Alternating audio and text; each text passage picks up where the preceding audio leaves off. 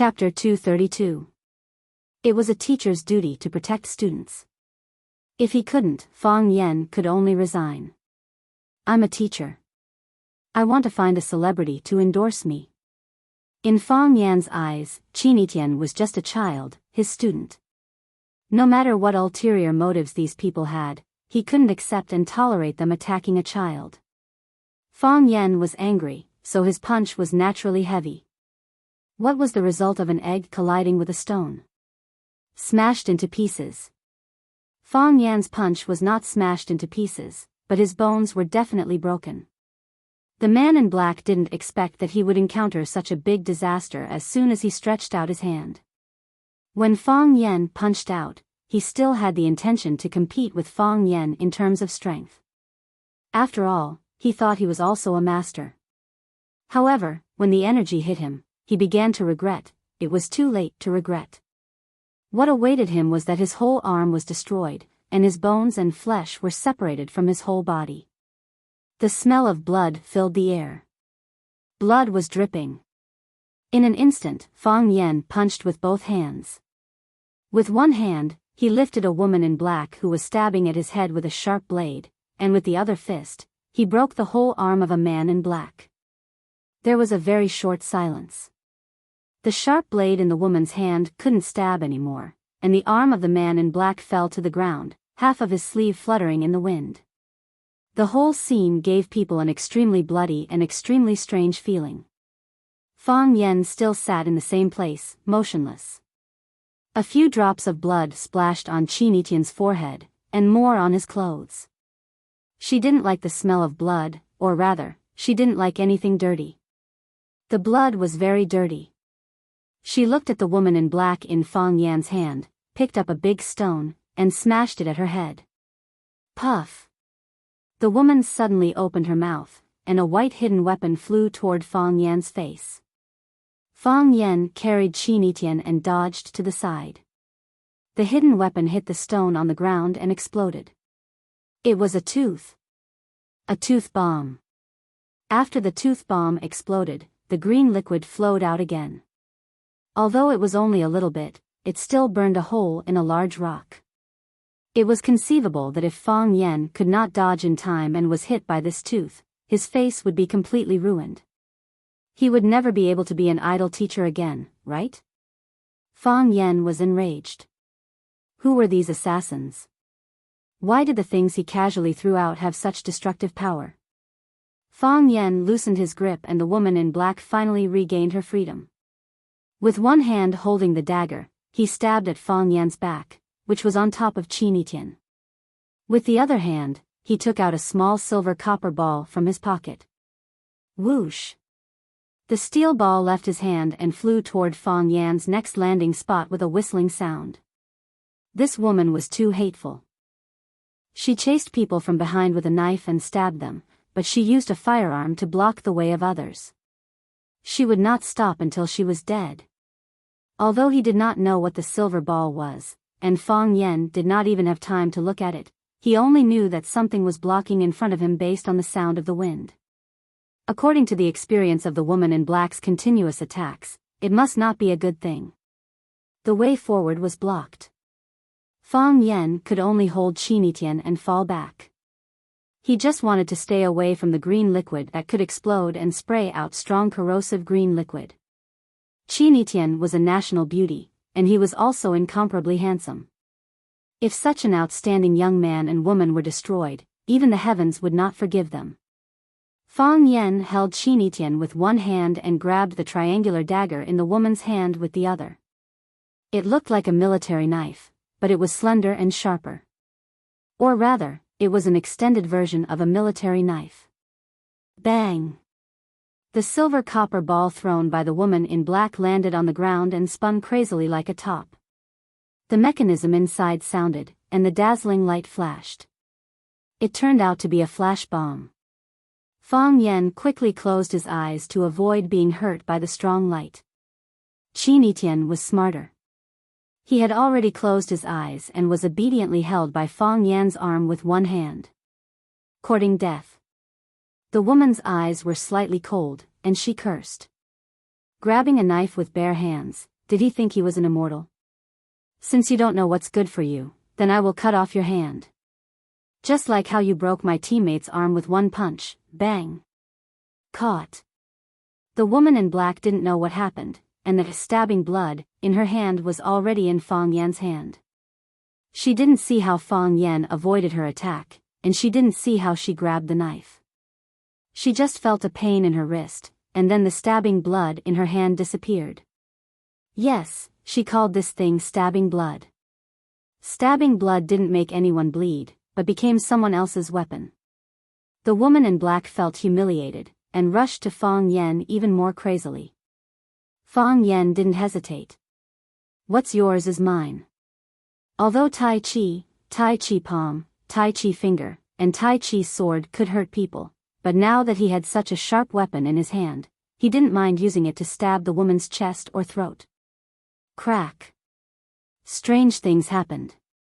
The stabbing blood in Fang Yan's hand suddenly grew 8 claws, like an octopus, and wrapped Fang Yan's wrist.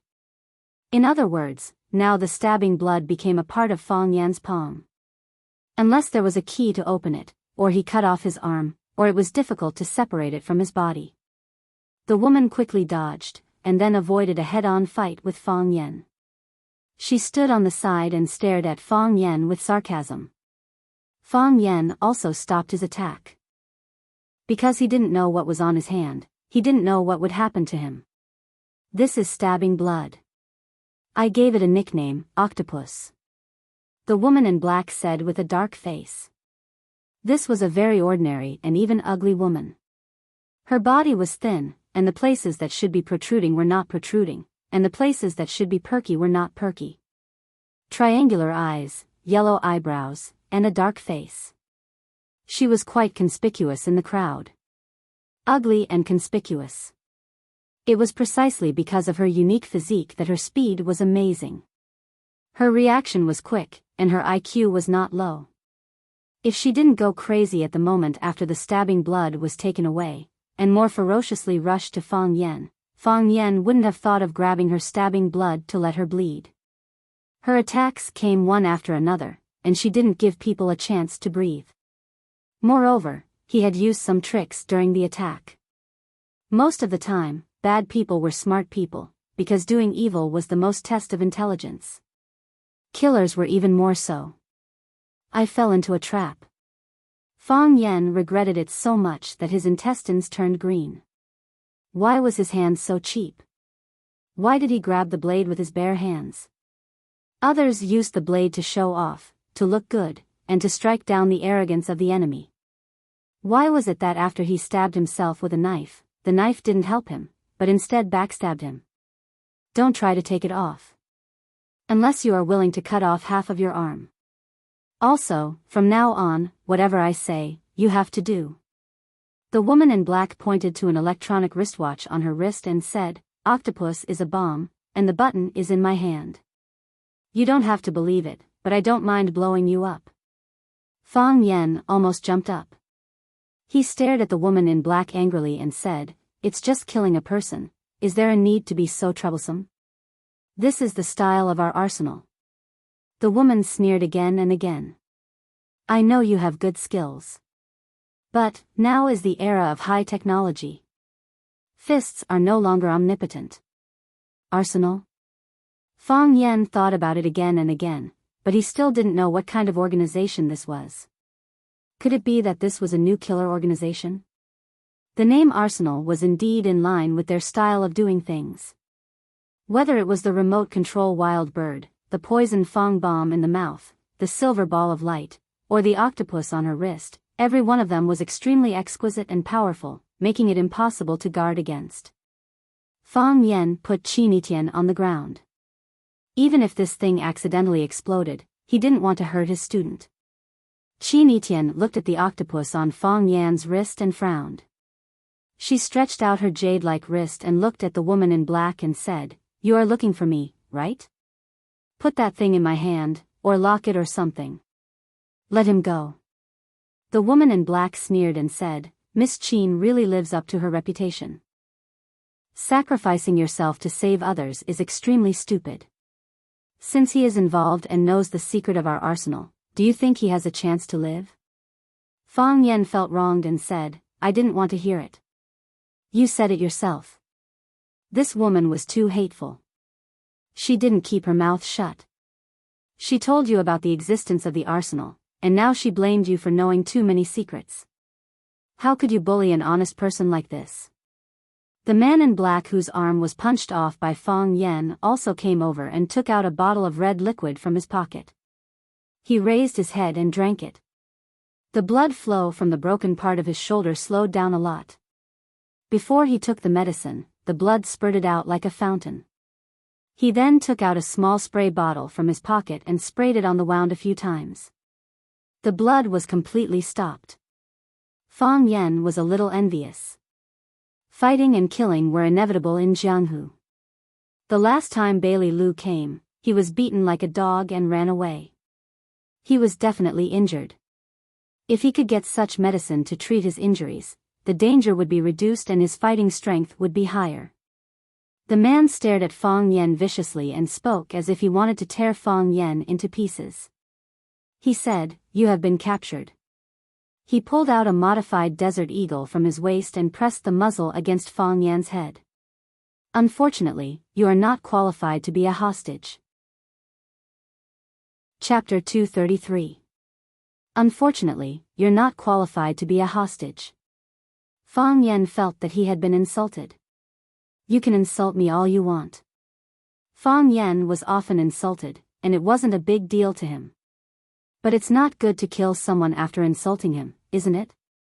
Maybe it was because of the deep hatred of Fang Yan for destroying his arm, or maybe the man in black was a cruel and murderous person. He pointed the gun at Fang Yan's head and was about to pull the trigger. Deagle, you're crazy. The woman in black used her palm to block the muzzle and said, You can't kill him. Deagle was furious. With red eyes, he roared, Why can't I kill him? We want someone from the Qin family. This guy is insignificant. His death isn't even within our scope. Fang Yan was very angry. How was he insignificant? As long as he nodded, he would be the son-in-law of the Qin family. Why didn't you treat me well with such an important hostage and blackmail the Qin family for money or other valuable things? How could he just kill him like that? What a waste. He's close to the Qin family. The woman was more sensitive when it came to emotions. Her eyes swept between Fang Yan and Qin Etienne's faces. She said, It's so late, and they're still together. He's desperately protecting Miss Qin. Maybe he's also a big fish. He's my boyfriend, Qin Etienne said proudly. Fang Yan glanced at Qin Etienne, but didn't expose her white lie. She was trying to save him, to make his identity more important. This mysterious arsenal organization wouldn't do anything to him. The woman in black glanced at Deagle proudly, as if to say, See, I'm right. How can you kill such an important person?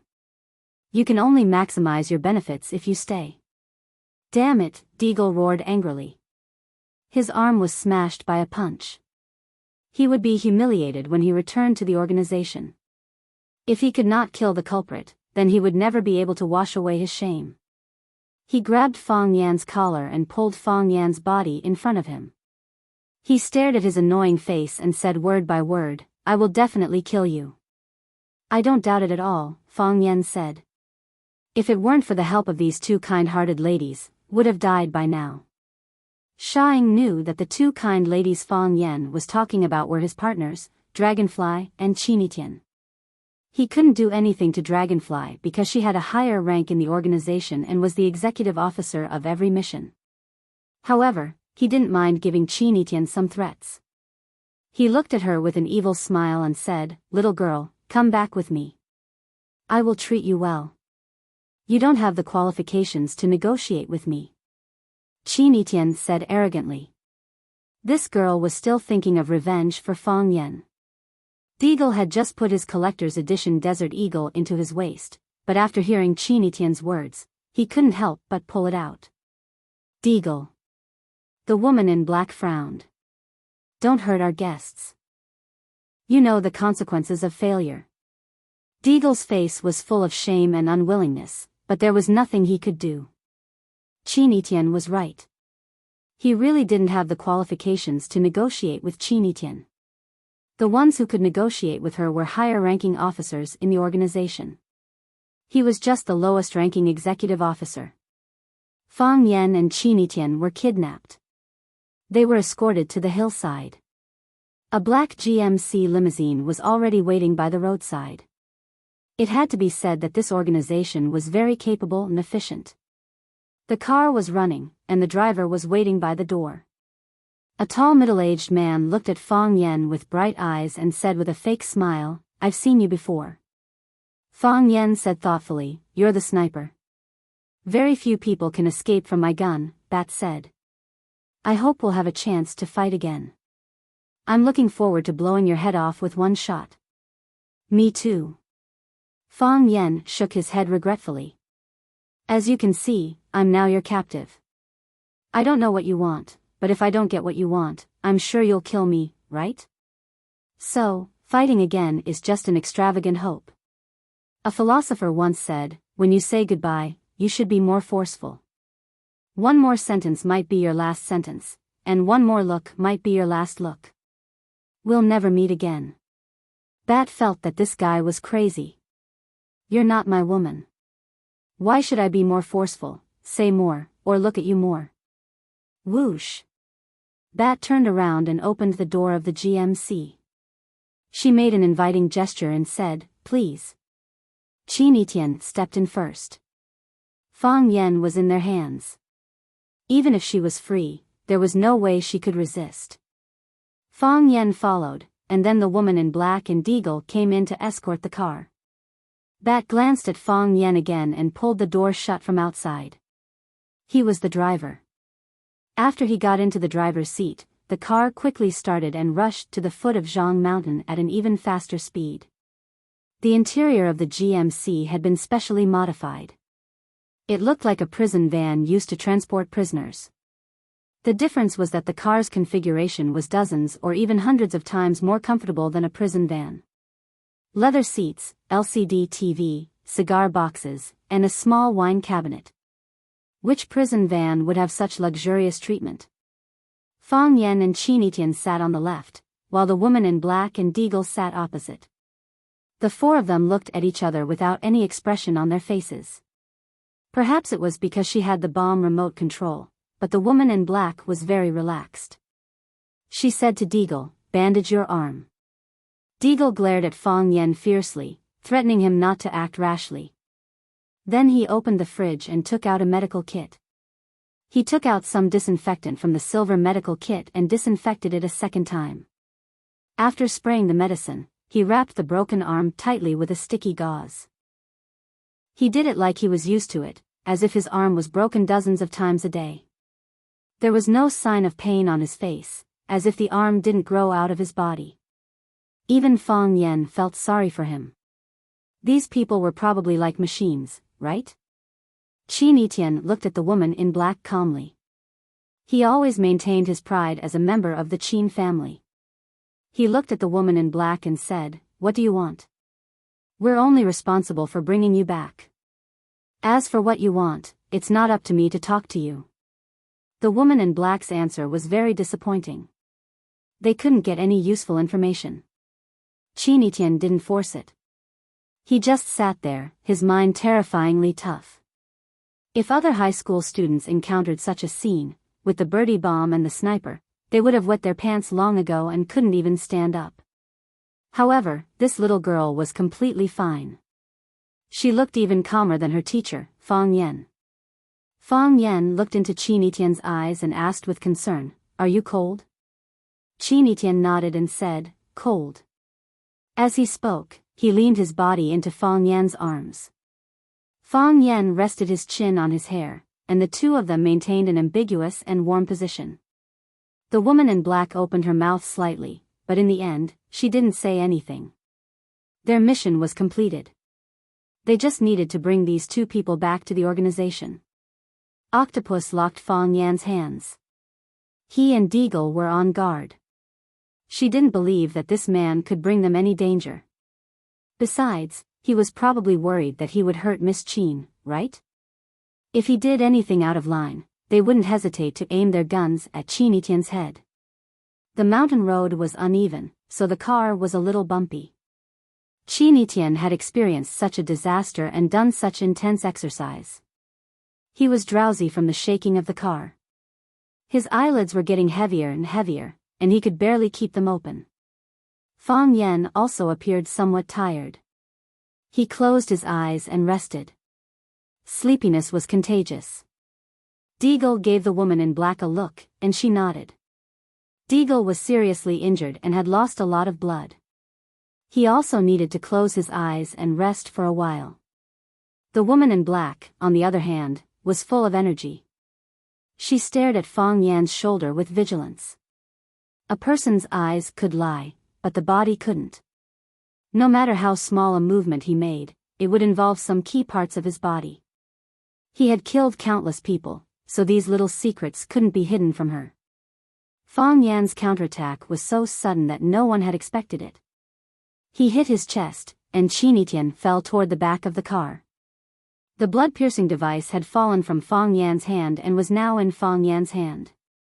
He stabbed the knife toward Deagle's chest. Deagle was anxious, and he threw himself in the direction of Qin Etienne.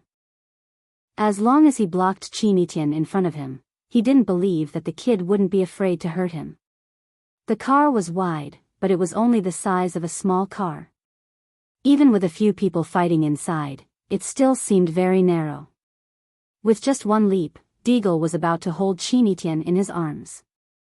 There was a ferocious smile on his face, and his hand had already touched Qin Etienne's clothes. Crack, the sound of a knife cutting tofu came. He felt a pain in his chest, and a soft numbness spread all over his body. He looked down and saw that his black shirt had been dyed brown by the blood. On his chest, the sharp blade was dripping with delicate blood. His body had been pierced through. Too fast, Deagle thought. His idea was good, and his method was right. However, in front of Fang Yan's absolute speed, it was childish and laughable. He regretted it. He regretted it so much. If he had shot Fang Yan's head, pierced Fang Yan's heart, and smashed Fang Yan's body into a pulp, he would have done it to the other unimportant people. How could Fang Yan do such a thing? He regretted it so much, and then he really died. He regretted it so much. Chapter 234. The ancients used the phrase, cock crowing and dog stealing, to describe some people who had no talent and only knew unorthodox ways to take advantage of others.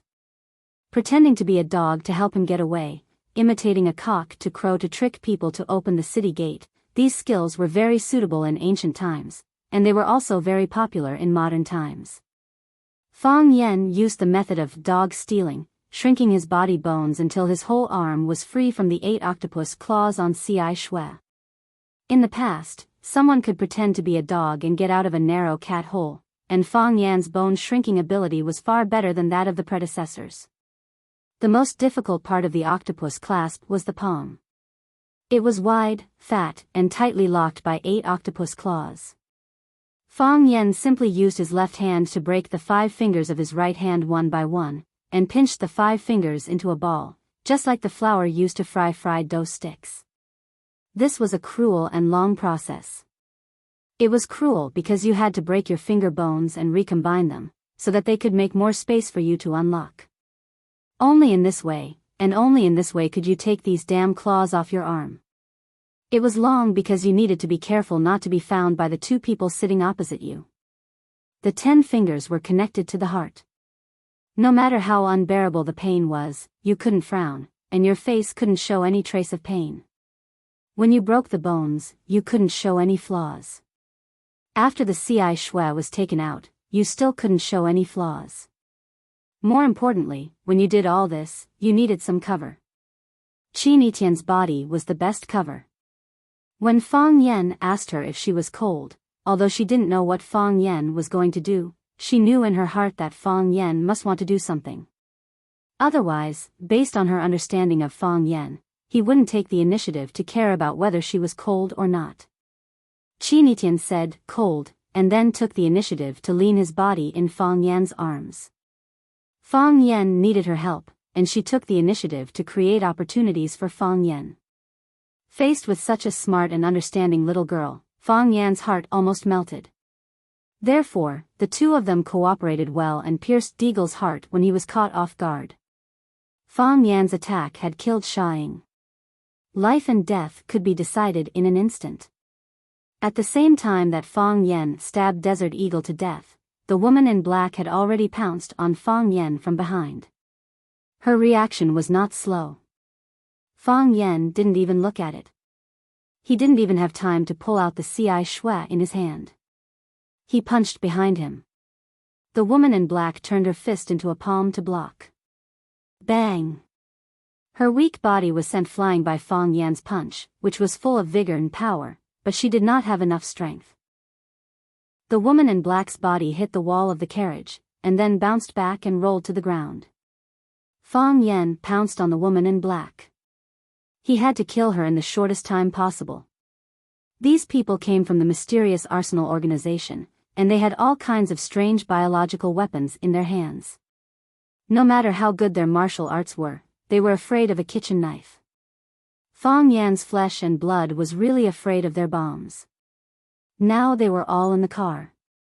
A little carelessness would result in the car being destroyed and people dying. This was not what Fang Yan wanted to see. He was afraid of death. The woman in black lay on the ground motionlessly. She quickly took off the electronic watch on her wrist and held it high in the air. This was her attitude, her threat. Fang Yan's pounce stopped. He squatted in front of the woman in black, his sharp eyes staring at every organ on her black face, capturing every subtle expression on her face. Even the slightest movement of her eyelashes would analyze her motive and purpose. If she showed any suspicious movements, Fang Yan would immediately pull out the ci shui and jump down through the glass with her in his arms. That way, Qinitian would have a chance to survive. Of course, this was based on the fact that the sniper driving in front didn't react so quickly, or his heart wasn't so vicious. The woman in black didn't speak, and Fang Yan didn't speak either. Both of their bodies were tense. One was ready to snatch the electronic watch at any time. The other was careful. As long as Fang Yan moved, he would press the remote control button. The atmosphere was tense and dangerous. Bat, who was driving in front, heard the noise in the carriage and shouted through the heavy door, "Deagle, what happened?" Deagle was dead, so he couldn't answer. Neither Fang Yan nor Bat could answer. Whoever answered first would be discouraged. However, for Bat, no one answered, which was the clearest answer. His eyes flashed with a trace of coldness. All he could do was concentrate on driving. They were now on the mountain road down the mountain. The road was steep, and a little carelessness could lead to death. "Don't move." The woman in black finally spoke. "If you dare to move a finger, I will immediately press the bomb button." Master Yen stretched out a finger and shook it in front of the woman in black. This was a provocation. A naked provocation. "You deserve to die." The woman in black's eyes were cold, and a lot of anger accumulated in her chest. This guy was too shameless. He was humiliating her. She also began to regret. Why didn't she let Deagle shoot him in the head? If he was dead, this wouldn't have happened, right? However, he was kidnapped by the ci shui. How could he escape unscathed? It seemed that she had too much faith in the power of technology. In the face of a real master, even the most advanced weapons and the most solid Skynet would fail. "Don't say such meaningless words," Fang Yan said. "I can't do it without moving a finger.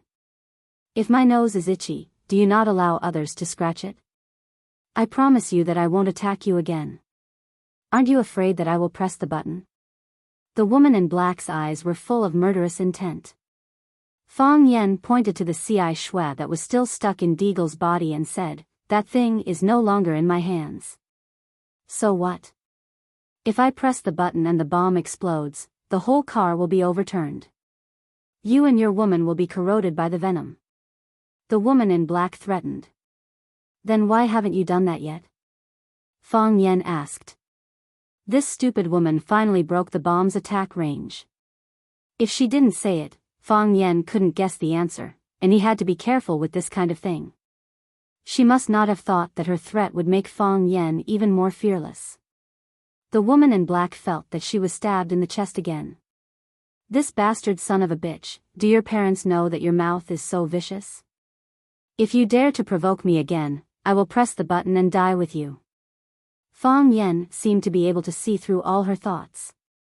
He waved his hand and said, "Don't tell me that you have gone through the cruel training of the organization and have long disregarded life and death, or that you are deeply grateful to the organization and are willing to die for the organization. I don't believe such bullshit. If you can live, who would want to die? I guess you don't want to, right? People who risk their lives to kill are also the people who are most afraid of death, because they are afraid that they can't kill others but won't be killed. This is a demon." The woman in black thought in her heart. He understood people's hearts and human nature. Although the bomb button was in his hands, why did it seem like he had the right to speak? The woman in black felt that she was very useless. She was a professional assassin. She took people's money to eliminate disasters and specialized in this kind of business. How could she be more afraid of death than a hostage? If I fail, I will be worse than death when I return to the organization. The woman in black said. So, I don't mind dying with you. I know you have such troubles, so I am willing to give you a chance to negotiate. Fang Yan said with a compassionate face, as if he was completely thinking for you. The woman in black took a few glances at his head, but she didn't see any glittering golden circles. What do you want to talk about? The woman in black asked. You can't beat me, right? Fang Yan said. The woman in black's body was trembling. Don't force me. If you force me, I will really press it. I will really press it. You are not as good as me in a one-on-one fight. Although you have a remote control in your hand. If you press it, you will blow yourself up at the same time you blow us up. So, there is no difference if this remote control is in your hand or in my hand. Fang Yan analyzed clearly. What do you want to say? The woman in black was a little impatient. Fighting and killing were their strengths. A white knife went in and a red knife came out. If there was a disagreement, they would blow you up into minced meat and corrode your bones. This was the style of their arsenal. What are you trying to do by taking such a big detour in the clouds and fog? Haven't you noticed yet? Fang Yan looked at the woman in black like he was looking at an idiot. You have been kidnapped by me. This was no longer stabbing a knife in the chest. This was throwing a bomb in the face of their arsenal. They came to kidnap and kill, but now they heard the hostages say to them, "You have been kidnapped by me." Is this guy crazy? You are the hostage, okay? We are the kidnappers, okay? You don't know your own status, and you still dare to come and negotiate with us? I know you can't accept what I said for a while, and you feel that your pride is hurt. But if you think about it carefully, everything I said is the truth. Fang Yan said, I am not as greedy as you, extorting this and wanting that. Give me that watch, tell me who ordered you, then stop the car on the side of the road, and I will let you go. From now on, we will never meet again. Chapter 235.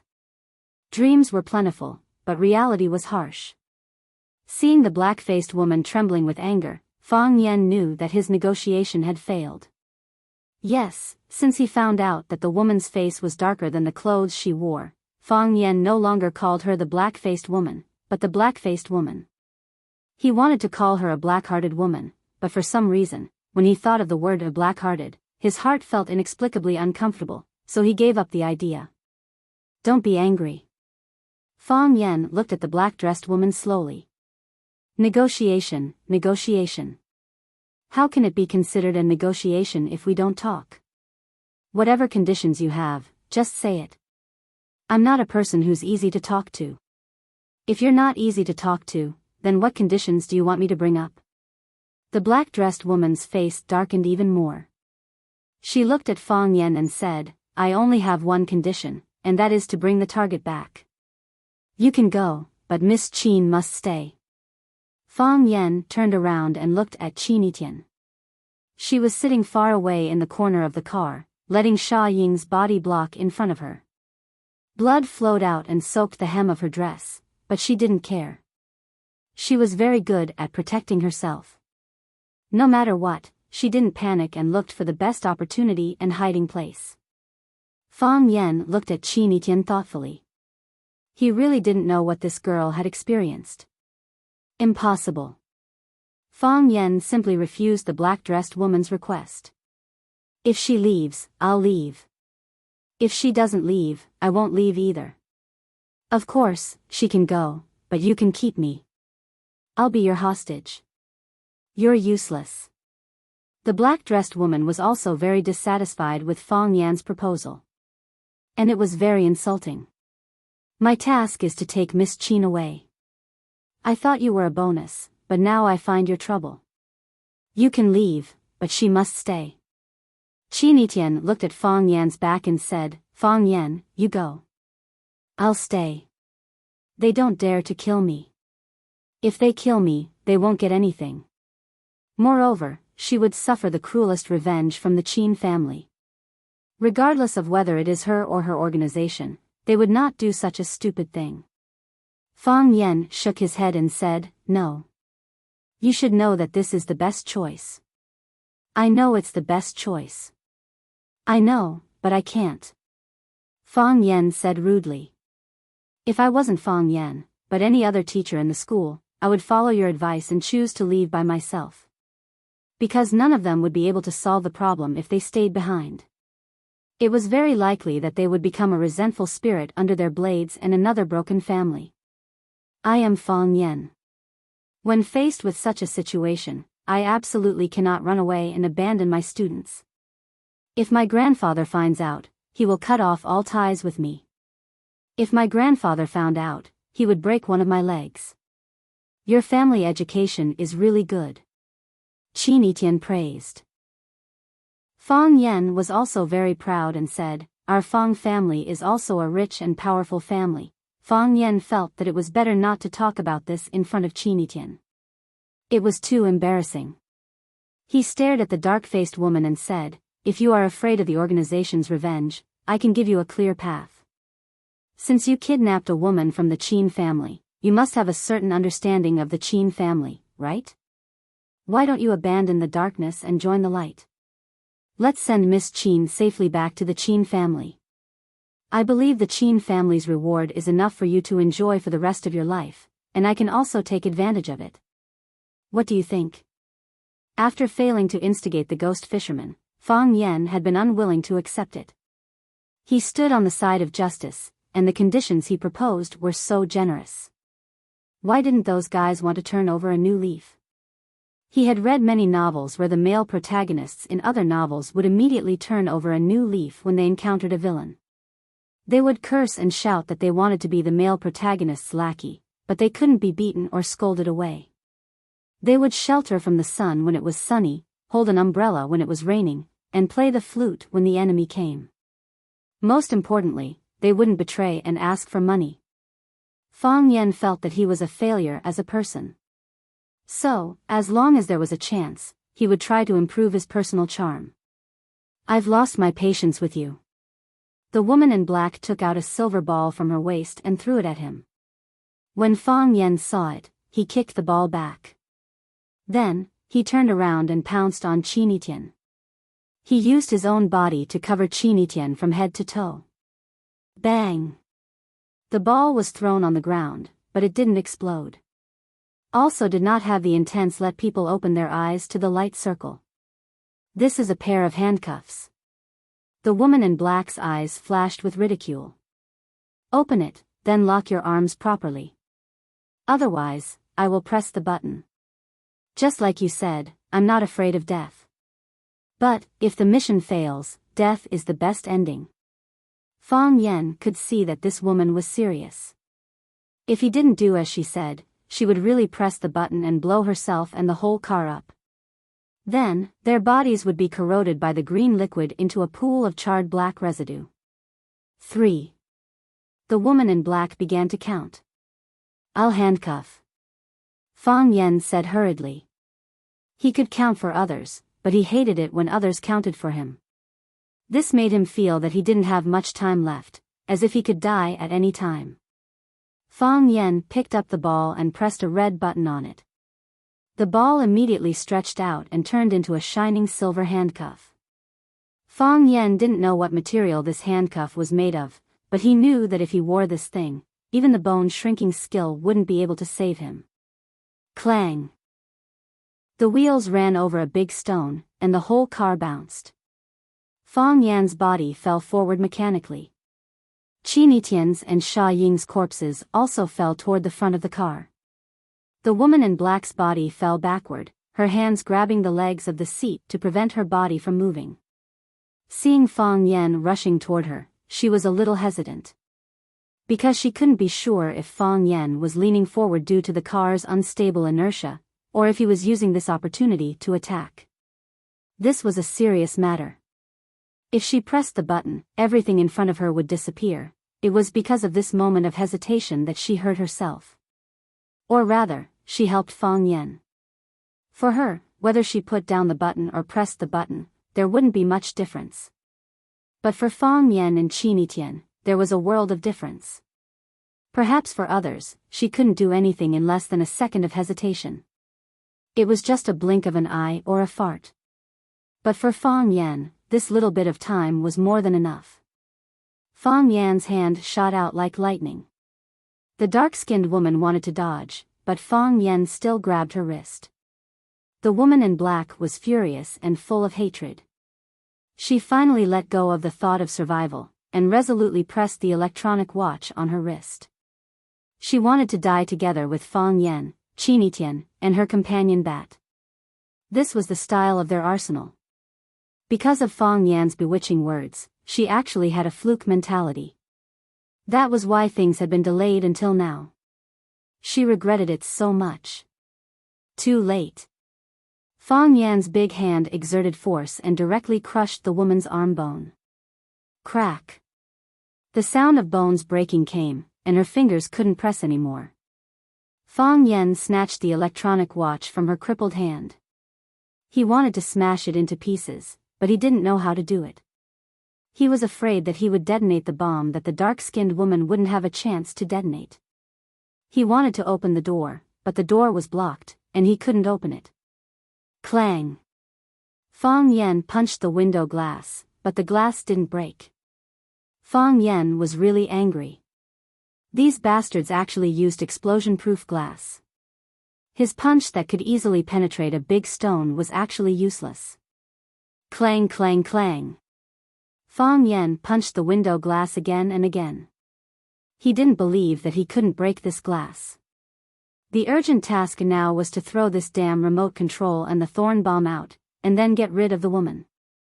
After just 3 punches, the woman in black pounced from behind. Fang Yan turned around abruptly and sent the dark-faced woman flying with a punch. Fang Yan had practiced internal martial arts since he was young, and his strength was majestic. It wasn't something that these people who relied on high-tech weapons to kill people could compare to. The advantage of the woman in black was that she was agile and fast. Coupled with those weapons that were impossible to defend against, they were invincible and developed a proud and arrogant personality.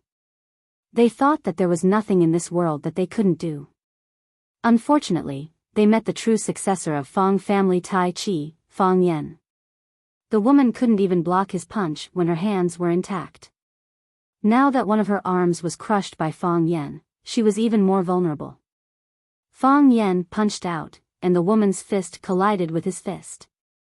Her whole body slammed into the hard floor of the car. Clang, this was the sound of a body hitting the car. Clang, this was the sound of a body sliding down the car wall. The woman had the determination to die. She didn't care, and instead exploded with even more ferocious combat power. Letting the bright red blood flow down the corner of her mouth and nostrils, the woman once again rushed toward Fang Yan. Bang! Fang Yan punched her chest, but she took the punch head-on. Her body fell to the ground, and she took the opportunity to hug Fang Yan's legs. Fang Yan was ready to lower his head and give her another punch to solve this problem once and for all. Clang, clang, clang, clang, the car suddenly shook violently. The front of the car tilted, and it rushed toward the slope next to the mountain road. Fang Yan tried his best to use the jack to prevent his body from falling. The woman's heavily injured body swayed left and right on the car board, hitting the legs of the chair and the car wall. However, she really hated Fang Yan to the core. She used her relatively healthy arm to hug Fang Yan's calf tightly. Ah! She didn't have a better way to hurt Fang Yan. She suddenly opened her mouth and bit Fang Yan's leg. Fang Yan! Qin Tian screamed. Her thin body quickly rushed toward Fang Yan. Whoosh! A bullet pierced through Qin Tian's body and came out from Fang Yan's back. With a bang, it hit the back of the car, creating a deep dent on the solid steel plate. Chapter 236. Bat was a very calm person. He was so calm that he was almost callous. As a sniper, he had to eliminate the distractions of the harsh environment around him, learn to recognize fake movements, and search for the real body of the target amidst complicated concealment objects and strange rolling and running movements. He had to strive to achieve a headshot. If he had played a game called Counter-Strike, he would know that no one disliked the thrill of a headshot. Although the main driver's compartment and the rear compartment were separated by a plank, there was still a hole in the middle for people to communicate or pass cigarettes and alcohol. Bat had long sensed the abnormality in the rear compartment, but he was still focused on driving. They were now driving at high speed on the mountain road, and the slightest carelessness would cause the car to overturn. However, when he called Deagle's name, Deagle did not respond. His dog-like nose smelled the thick smell of blood in the rear compartment, and he knew that the situation was out of control. Otherwise, why would Octopus not even send a signal to reassure him? She did not send a signal, which meant that the development of the situation was very worrying.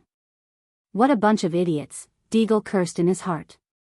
How could a guy who was bound by blood, and the bomb's remote control was still in Octopus's hand, give him time and opportunity to fight back? If he sensed anything, he would have shot him dead. He was not a big shot anyway. When he heard Octopus's painful groan, he knew that he could not wait any longer. Deagle was dead, Octopus was seriously injured, and they could escape immediately. Without any hesitation, he turned the steering wheel and drove the car towards the slope next to the mountain road. It was a steep slope, and the car sped up as it went down. Bat abandoned the car and let the car crash into the bottomless cliff. He was like a bat lying on the window and shooting at Fang Yan. He had already secretly made a small hole in the wall. He had fought with Fang Yan before. Whether it was the remote bomb codenamed Bluebird or his long-range sniper, Fang Yan had dodged all of them. Therefore, he knew very well that this guy was the real threat. As long as he killed him, everything would be fine, and they could still bring Qin Tian back to complete the mission. The car was bumpy and unstable, and with Octopus risking his life to attack, Desert Eagle easily found an opportunity to shoot. Qin Tian sat in the corner of the carriage.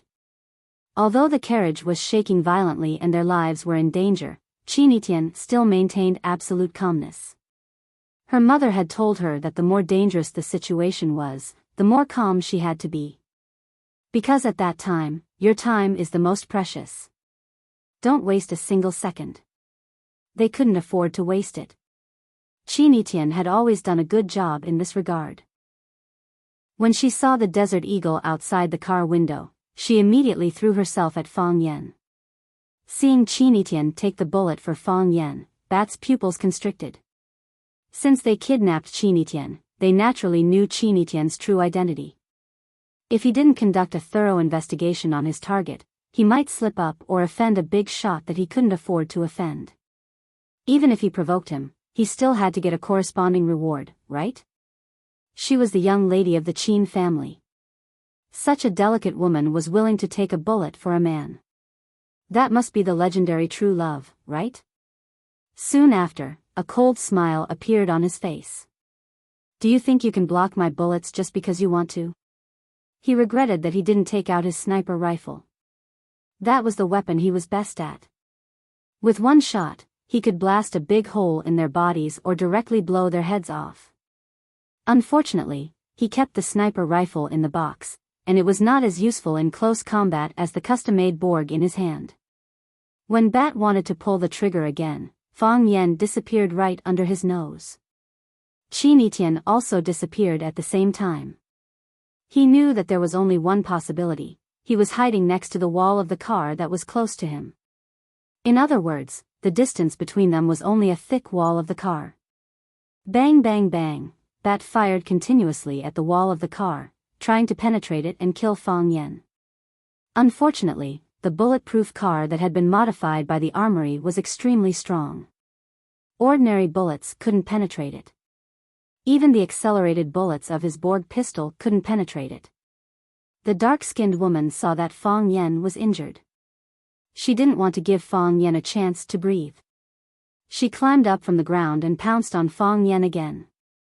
She wanted to push Fang Yen to the window, to the middle of the car, and to the shooting range of Bat. If Fang Yen died, their mission would be completed. Even if they might have to pay with their lives. Fang Yen pushed Qin Etian's body under the seat to prevent her from getting hurt again. Then he turned around and rushed toward the dark-skinned woman, letting her hold on to his arm tightly. You don't know what you have done. Fang Yen roared with a hoarse voice. His eyes were blood red, and they were filled with dense blood vessels. Qin Etian's injury had completely infuriated him. An intense heat came from his dantian. It was as if his body was going to be incinerated. Although there was no smoke, Fang Yen felt that his body was boiling, as if he was in a big iron furnace that had just been heated. His blood was hot. It was scalding hot. This wasn't the heart of Tai Chi, nor was it the state of Tai Chi. This was the complete opposite of the calm and peaceful state of the Taiji heart, where everything was still. He wanted to vent. He wanted to expel the heat from his body. The dark-skinned woman's heart skipped a beat. She saw a suffocating murderous aura from Fang Yan's eyes.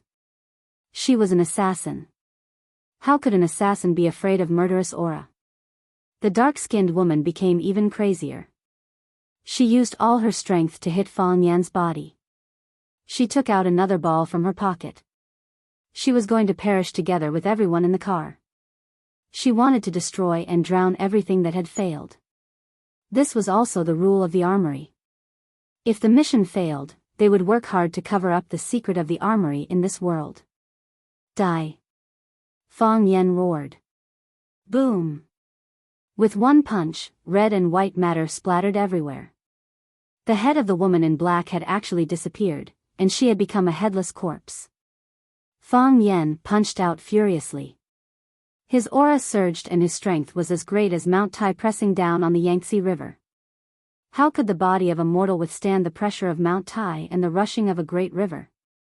Even if steel could be pierced and rocks could be smashed, a mere head would naturally be hard to find. What was even more frightening was that the flesh and blood that flew out actually carried a burnt smell. Fire chi, fire chi, fire chi. The stronger the chi, the fiercer the fire. Pa! The dark-skinned woman's petite body collapsed to the ground. Just as the ball was about to hit the ground, Fang Yen flicked it with the tip of his foot and it jumped back into Fang Yan's hand. Fang Yan's face and body were drenched in blood, and he looked like a god of death. He turned around and punched Bat's car window with a loud bang. Boom, the glass was on the verge of breaking. Boom, another punch. Cracks began to appear on the glass, and it looked like it was about to explode. In order to sneak an attack on Fang Yen, Bat had purposely opened a gap in the window.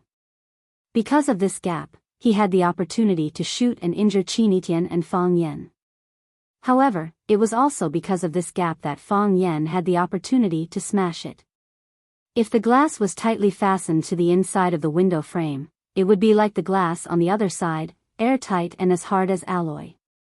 Boom, the third punch. Finally, the glass could not withstand the heavy blows and cracked open. Bat, who had been lying on the roof of the car and waiting for an opportunity to shoot, dodged the flying glass shards and raised his gun to shoot at the window. Before he could pull the trigger, Fang Yan grabbed his arm. With a forceful tug, Bat's body was pulled into the window. Although large pieces of glass fell off, there were still some glass shards stubbornly stuck to the edge of the window frame. With such a violent pull from Fang Yan, a few pieces of Bat's skin and flesh were torn off by the glass shards. A few bloody grooves appeared on his stomach and back. Only then did Bat realize that his strength was not on the same level as Fang Yan's. No matter how hard he tried, he could not break free from Fang Yan's iron grip. Fang Yan pressed Bat's body against the floor of the car and raised his foot. Crack! Bat's arm that was holding the gun was broken. Crack! Fang Yan raised his foot again and broke the arm that was not holding Bat's hand. His clothes were torn into pieces, his bones were crushed, and his skin and flesh were separated from his body. Fang Yan destroyed both of Bat's arms, leaving him no chance to hold the gun or turn the tables. Then he grabbed the gun from Bat's hand that was separated from his body and pulled the trigger desperately at Bat's head. Bang, bang, bang, bang, bang, until all the bullets in the gun magazine were emptied. Fang Yan smashed the gun on Bat's broken body. Bat lay there motionless. His head had been smashed to pieces by Fang Yan, and his body was already dead. Clang! The car hit a boulder on the way down the slope. The car was unstable, and the whole car rolled over. Clang, clang, clang, clang, it rolled faster and faster, and was about to fall into the abyss. Fang Yan rushed over to pick up Qinitian, and the two of them rushed toward the broken window. While their bodies were still in the air, Fang Yan flicked his finger, and a silver ball flew back into the car. Boom! A muffled sound came, and the solid car was blown into pieces. A large amount of green liquid splashed out, corroding the plants, insects, stones, and even the air into ashes. Fang Yan tiptoed, and his body bounced up again when he was about to hit the ground. He rolled a few times in the air and finally adjusted his body's balance. Then he landed steadily with Qinitian in his arms. Qinitian! Fang Yan shouted to Qinitian in his arms. I'll take you to the doctor now, you can't die. Qinitian struggled to open his eyes. His voice was weak, but there was no trace of fear. He said with a smile, I'm not as good as her, I can only help you block the knife. Chapter 237. He was on the mountainside, and the car had crashed. Fang Yan was in a dilemma. The nearest building to them was the Zhang Yuan restaurant at the top of the mountain. As long as he carried Qinitian up there, he would be able to get the car. Then, he would drive Qinitian to the hospital, which would be faster. Alternatively, he could carry Qinitian and run to the foot of the mountain, where there was a gas station and parking lot not far away. There should be a car that he could borrow. Of course, waiting by the roadside was a good way to save energy. Because there would always be some customers driving back from the Zhang Yuan restaurant at the top of the mountain after dinner, Fang Yan only needed to hijack the car halfway. Fang Yan put Qinitian on the grass by the roadside and pressed several acupuncture points on her body. This would slow down the speed of her blood loss. He rummaged through all the pockets on his body, but they were all empty. There was no medicine to stop the bleeding or heal his wounds. He slapped himself in the face and ran to the foot of the mountain with Qinitian in his arms. Qinitian covered Fang Yan's chest and said, You're hurt. You're bleeding a lot. Don't talk, Fang Yan shouted. Talking would pull at the wound and even consume energy. At this time, it was very important for the body to retain some energy. If it took too long without treatment, and Qinitian ran out of energy, she would never wake up again. Fang Yan, tell me, if I didn't rush over to block the bullet for you, could you have dodged it yourself? Qinitian had never been an obedient person. Although Fang Yan yelled at her not to speak, she had no intention of stopping at all. Don't talk. Fang Yan was panting, and his heart was beating fast. Although he was also injured, his legs were still flying. He had to find a car as soon as possible and send Xinitian to the hospital as soon as possible. You haven't answered my question, don't talk. Fang Yan almost roared. You haven't answered my question. Xinitian was far more stubborn than Fang Yan imagined. We can't hide, Fang Yan said in a deep voice. Xinitian was very happy and laughed silently.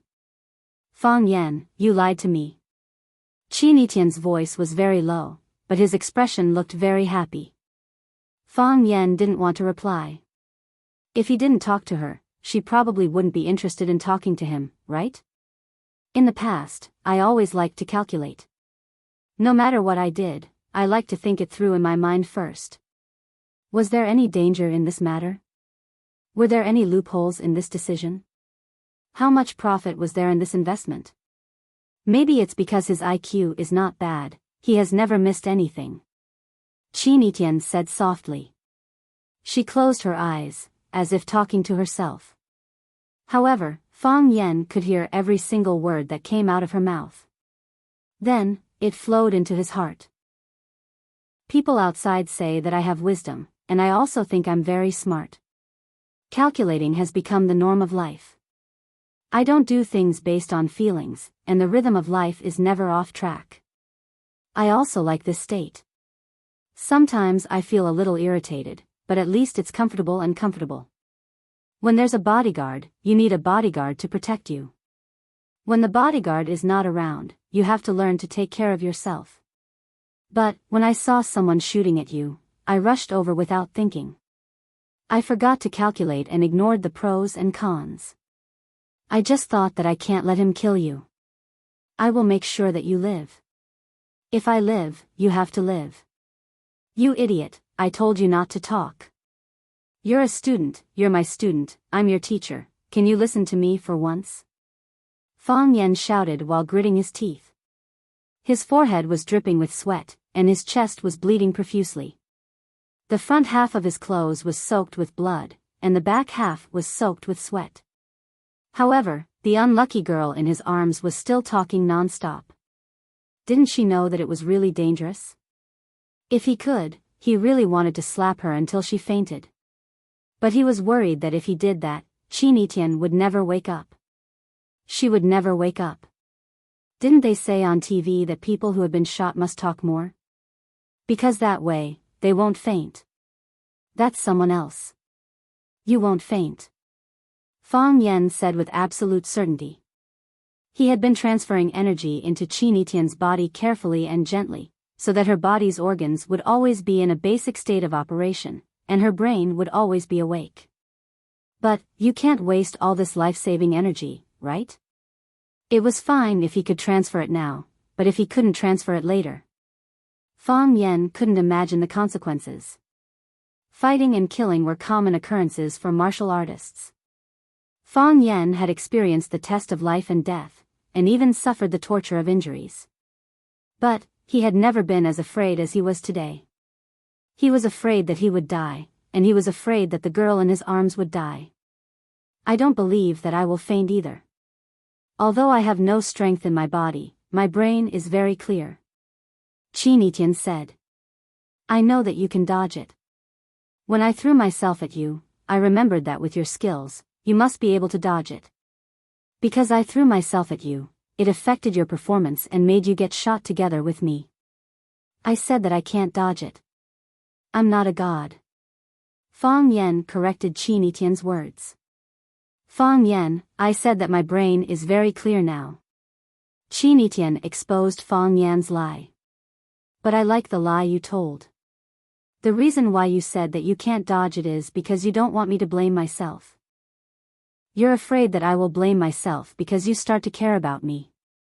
In the evening, the sky was still full of sunlight, but at night, it became dark and cloudy, and it might rain at any time. This was the weather in the south. Beep, beep, beep, strong lights shone, and there was a sharp sound of a car horn behind him. Fang Yan breathed a sigh of relief. Finally, there was a car coming. He did not dodge. Instead, he stood in the middle of the mountain road with Xinitian in his arms. The driver originally wanted to crash into them, but he did not slow down and instead increased the horsepower. As the ancient said, when two people meet on a narrow road, the braver one wins. If he did not stop, the person in front would definitely dodge. The distance was getting closer and closer, but the person in the way did not jump away. Screech. The white BMW stopped in front of Fang Yan. The window was opened, and a young man with a buzz cut and earrings pointed at Fang Yan and scolded, "Are you fucking blind or deaf? You don't know how to dodge the horn, and you can't see such a strong headlight. Do you believe that I won't kill you?" There was also a coquettish girl who looked at Fang Yan with vigilance, urging her boyfriend to drive away quickly. Because she found that Fang Yan and Qinitian were covered in blood. It was really scary. Fang Yan carried Qinitian to the passenger seat, opened the door with one hand, and dragged the girl out of the car. Then, he put Qinitian in the car and carefully helped her fasten the seatbelt. With a flip, he jumped from the top of the car to the opposite side. When the man with the earring wanted to lock the window, he had already dragged his head out and pressed it against the window, so that he could not move. "You don't mind lending me the car, do you?" As Fang Yan spoke, he had already opened the door. The man with the earrings' head was stuck in the door, and he was dragged out of the car with him. This guy was not afraid of death, and he did not even fasten the seatbelt. "No problem. No problem." The man with the earring cried and said. Originally, he wanted to say a few harsh words, but before he could open his mouth, the guy had already hit him. They were much more ruthless than him. Moreover, it was dark on the mountain road. If the robber really wanted to do anything to them, he really could not do anything. "Thank you," Fang Yan said. Clang, the door closed, and the car sped away. The woman ran to the side of the man with the earring and said hurriedly, "Zhou Bing, quickly call the police. Our car was robbed." "Call the police? What police?" The man with the earring said angrily. "Who said that the car was robbed? They borrowed it. Didn't you hear him say thank you to me?"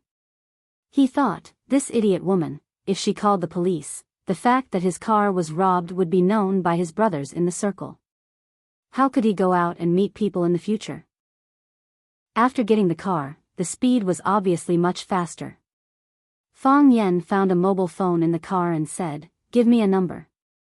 Qinitian lay on the seat and said a row of numbers. The clouds were getting lower and the wind was getting stronger. The raindrops finally fell, beating on the car window with a pitter-patter. As soon as the car entered the suburbs, a group of people stopped Fang Yan's car. They rushed over here, led by the old housekeeper that Fang Yan had met a few times and often took the car to pick up Qinitian. Someone opened the car door, someone helped hold an umbrella, and more people carried the unconscious Qinitian lying on the seat. They even had a stretcher ready. Fang Yan threw away the borrowed BMW and followed. Qinitian was sent into a huge white medical car. The doctors and nurses in white coats who were waiting in the car immediately got busy. Fang Yan wanted to get in the car, but was blocked by the old housekeeper. "Let me go up," Fang Yan said in a deep voice. The old housekeeper did not say a word, but his attitude was very clear. Fang Yan could not go up. "Let me go up," Fang Yan said again. He punched the old housekeeper's expressionless face. Bang! The old housekeeper gently raised his hand and blocked Fang Yan's fist. The old housekeeper sighed softly and said, "Why? Mistrusted you, so I gave her to you. Now, do you still want to affect Mrs. Treatment?" Fang Yan's whole body was wet. The rain and blood mixed together. His eyes were red. He bowed deeply to the old housekeeper and said, "Please." The motorcade went away. Fang Yan, standing in the rain, felt that a piece of his heart had been dug out. Chapter 238. Qinitian. Fang Yan shouted from the podium. No one answered. The heads of the students in the class turned to the back row, and then their gazes returned to Fang Yan. What was wrong with Mr. Fang? In the past, he knew which students were absent and which students asked for leave, and he had never made such a mistake. Just because Qinitian wasn't around, he was in such a daze. Huang Haoran stood up and said, "Mr. Fang, Qinitian hasn't come to class for several days." Thinking about it, he felt indignant. Very few people ran away from Mr. Fang's Chinese class, but Qinitian was an exception. And he left just like that, without even leaving a note. He added, he didn't ask for leave either. Fang Yan looked a little absent-minded. Yes, Qinitian hadn't come to class for several days. He left in a big way and quietly, without even leaving a note. Fang Yan had called her, but the number she used was still unavailable. Later, Fang Yan had asked Fang Yingying to go to the top of Yizhang Mountain to look for Qinitian's bag, but Fang Yingying had come back to report that the bag was gone. Even the GMC car that Fang Yan had said had been blown to pieces had disappeared. Yes, there would always be an end to this kind of thing.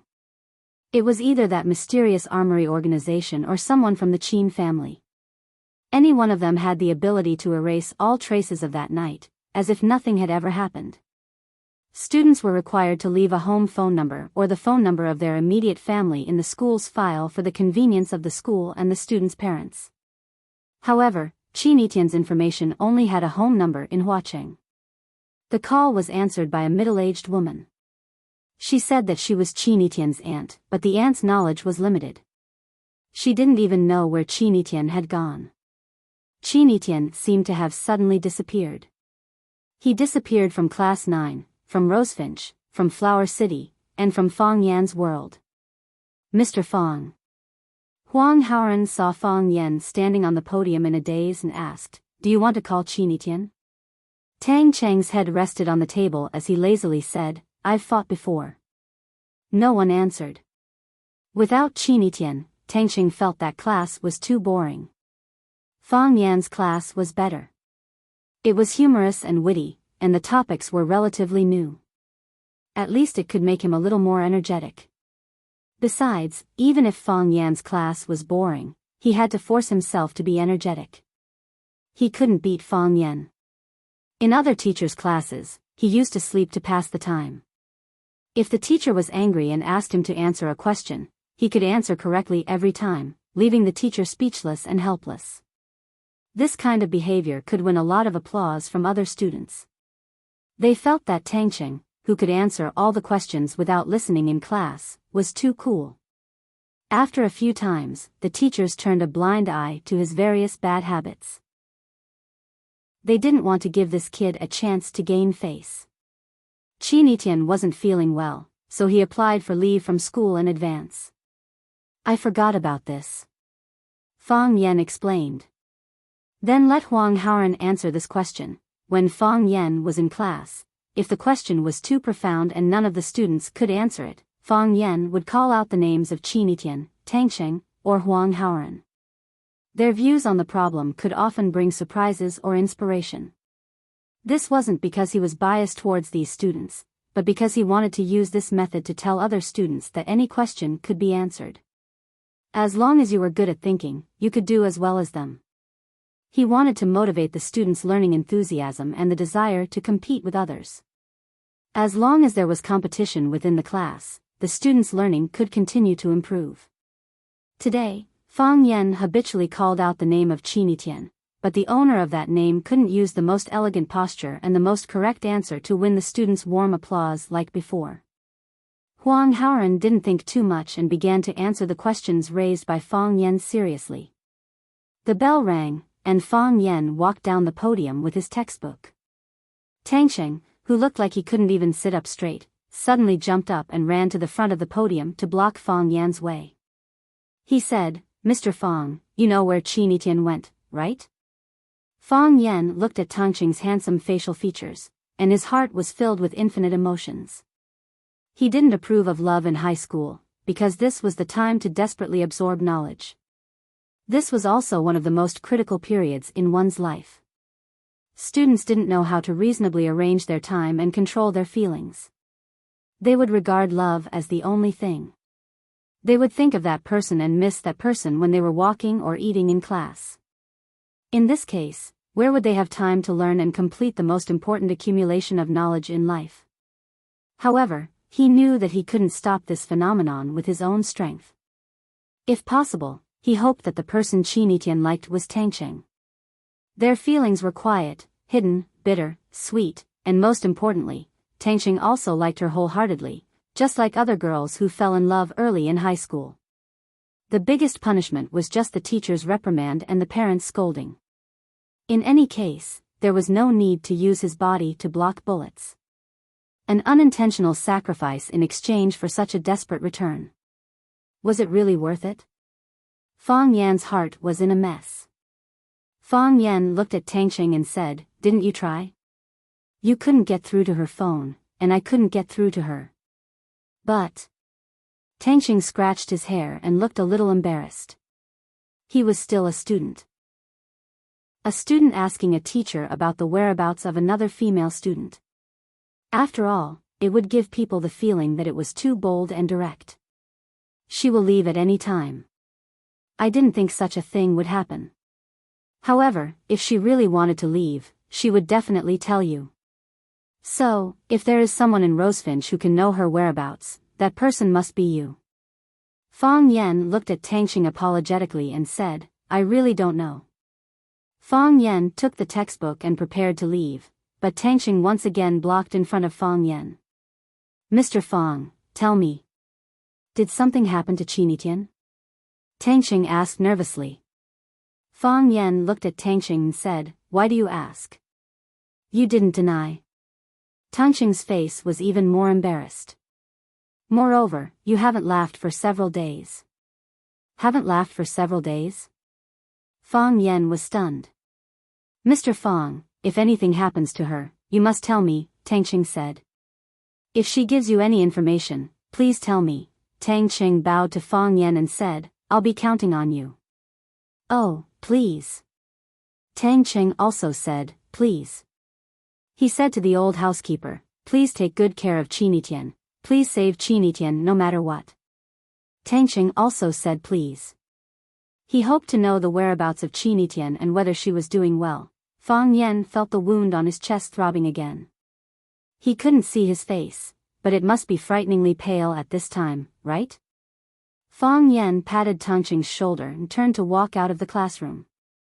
Tangcheng looked at Fang Yan's depressed figure and suddenly felt some sympathy for him. Headmaster Zhang Xiaofeng happened to appear at the door of the classroom. He waved at Fang Yan and said, "Mr. Fang, let's walk a few steps." Fang Yan nodded and followed Zhang Xiaofeng to the teacher's office. "The weather is getting colder and colder," Zhang Xiaofeng said with a smile. "Although Huacheng is located in the southernmost part of Huaxia, it's very cold in winter. The coldness drilled into the bones, but here we are in the mood to pretend to be intimate in the room. When I first came here, this old man had suffered for a few years." "Headmaster Zhang is not from Huacheng?" "No. From Jincheng." "From Jincheng," Zhang Xiaofeng said. "Jincheng's winter is also cold. It's not as cold as Huacheng's. When winter comes, it snows heavily, and the whole world is dyed white. Speaking of which, it's been a few years since I went back to Jincheng for the spring festival." Zhang Xiaofeng didn't beat around the bush. He looked at Fang Yan and said, "Chinitian isn't feeling well, so she went back to Yanjing for treatment. Her family called to ask for leave. You already know about this, right?" "I don't know," Fang Yan said. His heart started to sink. It wasn't Chinitian who contacted him, but her family who contacted the headmaster directly. What happened to Chinitian? How serious was her injury? Had she not woken up yet? Isn't Chinitian quite healthy? I've never heard of any illness in the past. Zhang Xiaofeng seemed to say it casually, but in fact, he wanted to find out some real information from Fang Yan. He only received a call to ask for leave, and he had no clue what exactly happened. He still paid a lot of attention to such a girl. He was also willing to maintain a closer relationship with her and her family. Fang Yan looked at Zhang Xiaofeng with a serious expression and said, "Headmaster, I don't know as much as you do. Did Chinitian's family say anything else?" Fang Yan's reply made Zhang Xiaofeng feel regretful. He shook his head and said, "Nothing much, just a call to ask for leave. I'll let you know about this. It's fine as long as you know." Fang Yan nodded and said, "I know." Zhang Xiaofeng waved his hand at Fang Yan and said with a smile, "Go do what you need to do. I'll go for a stroll." It was already lunchtime, and Fang Yan didn't go to the office again. When he returned to the small courtyard, he found that there were guests in the house. Two men in black stood at the door, staring warily at Fang Yan, who had just pushed the door open. Fang Yan nodded to them and directly passed by them. Lu Zhaoge, who was wearing a silver professional suit that accentuated his perfect figure, sat on the sofa in the living room. Fang Yingxiong and Fang Haohan, the two little henchmen, accompanied him on his left and right, chatting, serving tea and fruits, and were very busy. Seeing that Fang Yan had come back, Fang Yingying and Fang Haohan immediately stood up and said tactfully, you talk. Then, the two tactfully ran into the room. The living room was left to Fang Yan and Lu Zhaoge. Chapter 239. Her long hair had been specially taken care of and stretched out at the back of her neck, revealing a beautiful phoenix tail. The light yellow shirt was a perfect foil to her snow-white skin, and the tailored bright silver suit jacket made her look both serious as an office lady and fashionable as an urban woman. It had been a long time since they last met, but Lu Zhaoge still had that kind of cold and callous expression on his face. It seemed that he kept a very far distance from everyone. "I heard that you took 3 days off." Lu Zhaoge looked at Fang Yan sitting across from her and took the initiative to ask. "I'm not feeling well," Fang Yan said. After Qin Tian was taken away, Fang Yan rushed back in the rain. The bullet didn't stay in the body, and it didn't go through the vital parts. Fang Yingying and Fang Haohan both knew some treatment and bandaging methods. After being tossed around by them, Fang Yan quickly fell into a deep sleep. Fang Yan woke up in the morning the next day, but he was only 1 hour later than when he woke up at 6 in the morning to practice his stance. The wound wasn't inflamed, his body didn't have a fever, and Fang Yan felt very hungry. It seemed that he was recovering well. Fang Yan took 3 days off and went to class on the 4th day. He sat there doing nothing but dialing Qin Tian's phone number over and over again. He turned off his phone, turned off his phone, turned off his phone, almost driving him crazy. Therefore, he handed this task to the unemployed Fang Yingying and Fang Haohan, and went to class as usual. After entering the state of work, Fang Yan's restless heart calmed down. This was the state he wanted. The war was imminent, and he needed to keep his body strong and his heart calm. Unfortunately, after he and Qin Tian were shot at the same time, these two things were far away from him. "I only took 3 days off, yet someone reported it to Lu Zhaoge. I have to say, it seems like everyone firmly believes that I and Lu Zhaoge are a couple." "You look haggard," Lu Zhaoge said. "Really?" Fang Yan wanted to look at himself in the mirror, but he gave up on the idea. What did it matter to him to be haggard or not? "From the first time I saw you, you cut my flower arrangement in the office, until I left school, even when we were at our most difficult times, you never showed such decadence. Proud, motivated, and fearless. This is the Fang Yan I know." Lu Zhaoge looked at Fang Yan with bright eyes and asked, "What are you worried about?" Fang Yan smiled bitterly. These women were all shrewd. "Do you still want people to live? Let's not talk about me anymore." Fang Yan wanted to change the topic. "How are the preparations for your company?" "Chaoyan Technology is progressing very well. The office and research room have been renovated. Because the research on bioenergy is a secret project, we have put in enough effort in security. The next step is to recruit people. Our partners will send some elites over, but the middle-level and low-level personnel still have to be recruited one by one from the talent market. In 2 days, we can open for business. Do you want to go and take a look?" "I'm not going," Fang Yan rejected. "I believe in your ability." "The company's matters are finished," Lu Zhaoge said. "Now can you tell me what you are worried about?" Lu Chaoga frowned slightly and said, if you are not happy at school, you can leave or go to Chaoyan Technology.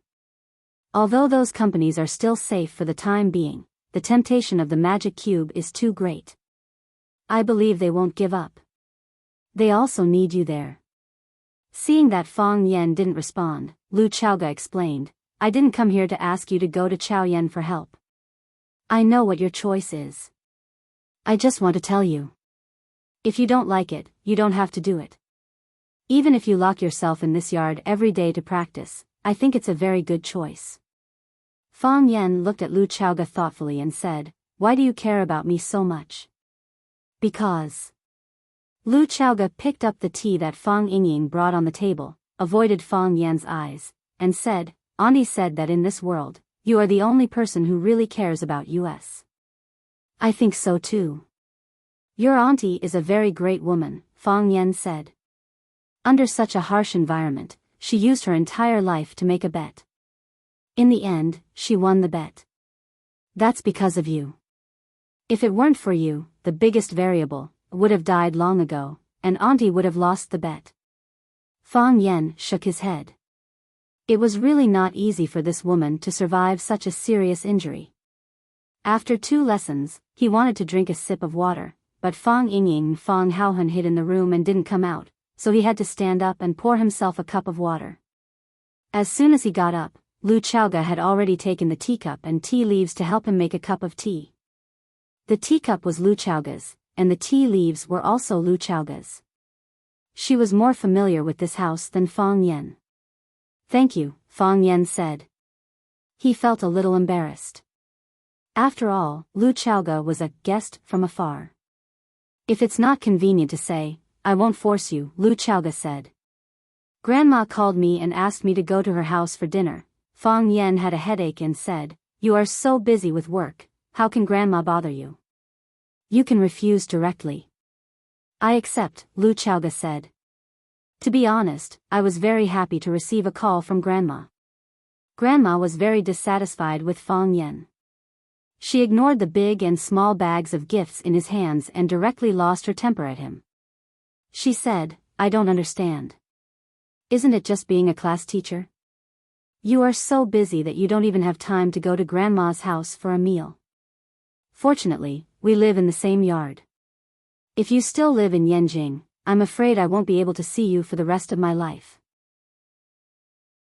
It's my fault, my fault. Fang Yan apologized again and again. There were some things that were not convenient for him to say, and the reasons that were convenient to say were difficult to convince Grandma. He simply bowed his head and apologized to appease Grandma's anger.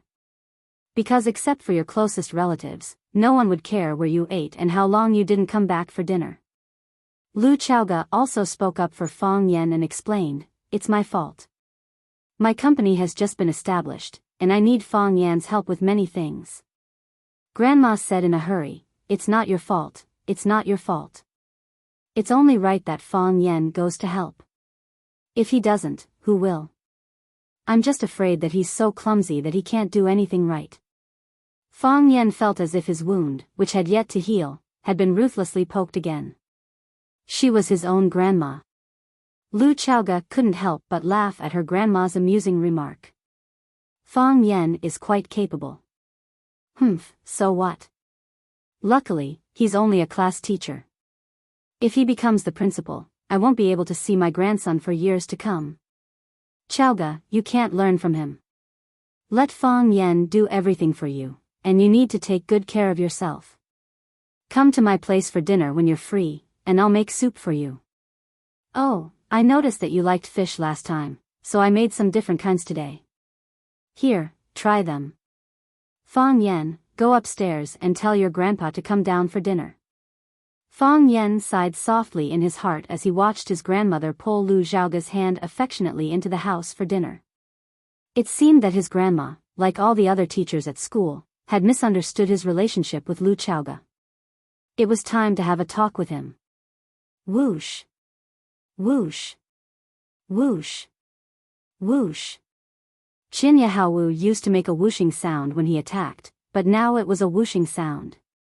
His father had told him that he could start learning sword techniques when his attacks were silent. The true North Star one-blade flow sword technique had been improved upon and developed by his father. What Qinya Haowu needed to do was to perfect his father's improved sword techniques, find his own unique sword techniques, and develop them again. Qinya Haowu would inherit the honor of the light of the North Star. He was grateful to his father for bringing him to Huaxia.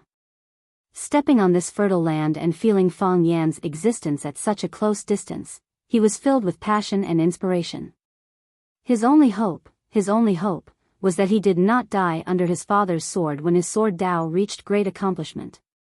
Qinya Haowu stood under the osmanthus tree in the courtyard. The osmanthus flowers had bloomed, but the leaves on the tree were still green. Not in good condition? Qinya Haowu said with a smile. If it's because the battle is approaching, such an opponent won't be able to withstand a single blow. Qinya Haowu stood behind her father and held his favorite teapot. She said, "Father, if that's the case, can we postpone the date of the battle? Just as you said, an opponent who isn't in his best condition can't be my father's opponent. If teacher Fang Yan was given more time, he might have performed better." "No. If we postpone the battle this time, he'll think he's lucky," Qinya Haowu said. The people of Huaxia often say that the first spurt of energy will weaken, and the third will be exhausted. I need him to perform his best under high pressure. Only then will I be interested in fighting him. Father, will you kill Fang Yan Haowu? Qinya Haowu asked worriedly. Qinya Haowu glanced at his daughter and said with a smile, "It's late. Go back to sleep." He took the teapot from Qinya Haowu and walked past Qinya Haowu, who was still stabbing his sword with all his might. He said, "Entertain my guest." Hearing that, Qinya Haowu immediately followed his father outside with his sword in hand. In the long and narrow alley, a black figure stood tall and straight. Seeing two figures, one tall and one short, walking toward him from afar, his eyes turned cold, and he tightened his grip on his sword. Qinya Haowu stopped and looked at the black shadow. He asked in a deep voice, "Do you want to challenge him?" Chapter 240. His eyes were sharp, his expression was cold, and he was wearing a black shirt. His head was slightly lowered. He didn't look at Chiba Baryoku, but at the ground under his feet. He was holding a simple and unadorned long sword in his hand, looking like a peerless master. You could think of him as a young version of Yi Gucheng or a black-clothed version of Shimen Shueishua, that is, if you ignored his round figure. "Yes. I want to challenge you," Fang Yingying said proudly. "Raise your head," Chiba Baryoku said. "What's wrong with this challenger? You always have your head down. You have to let people see what you look like and see if you're worthy of my sword." "No," Fang Yingying said with a tough attitude. If he said no, he wouldn't. There was no room for discussion. "Why is that?" Chiba Shinobu's curiosity was piqued. Could it be that this was a new fighting method that had just become popular in Huaxia? Chiba Baryoku had such a good habit. He was knowledgeable and greedy for novelty. No matter what kind of fighting method or skill it was, he was willing to appreciate it. Discard the dregs and take the essence. In the end, he took those things for himself. He gathered the strengths of hundreds of schools and achieved the glory of the god of swords. No reason. Just think of it as my neck sprained. Fang Yingying said. He didn't want to raise his head. Because he heard from Junior Martial Uncle that when he saw Chiba Baryoku, he had a feeling that he couldn't make a move. Since even Junior Martial Uncle couldn't make a move when he saw this old monster, he couldn't make a move. Fang Yingying thought hard and finally found a way to deal with Chiba Baryoku. "I won't look at you. I won't even look at you. Naturally, I can make a move, right?" Fang Yingying felt that he was 2F*King smart. Chiba of the army stared at Fang Yingying and looked a little dispirited. He took a sip of tea from the small teapot and said, "I was looking forward to a battle, but I didn't expect it to be two naughty kids. Come out, my little friend." Fong Haohan, who was also dressed in black, walked out from the corner of the courtyard. He angrily said to Fong Yingying, "He called me little friend. How am I small? Don't stop me, I want to fight to the death with him." After Fong Yingying came out, Qing Yin, who was dressed in black and had his entire head covered in a hat, also walked out from the shadows. He had been monitoring Fong Haohan all this while, but this guy didn't make any strange movements, so he didn't act rashly. After all, this was Hua Xia, and they still had some scruples. If someone dared to pry into the sword god's family's privacy in the East Ocean, they would have been beheaded by him.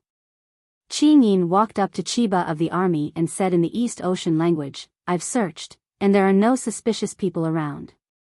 Fong Yingying was very dissatisfied with Fong Haohan's attitude. He said, "Fong Haohan, I'm now in a state of battle, pouring qi into my dantian and becoming one with my sword. Don't you know that talking to me at this time will affect my fighting qi? What's more annoying is that you actually came to tell me a joke."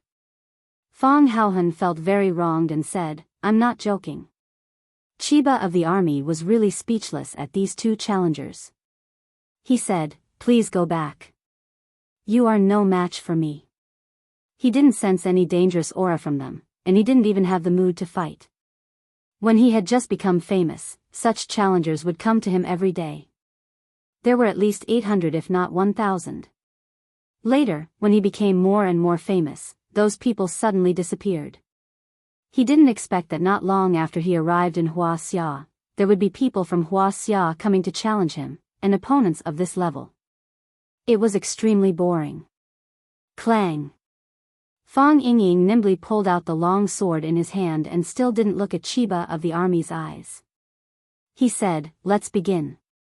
I'm going to cut you down with my sword and establish my undefeated reputation."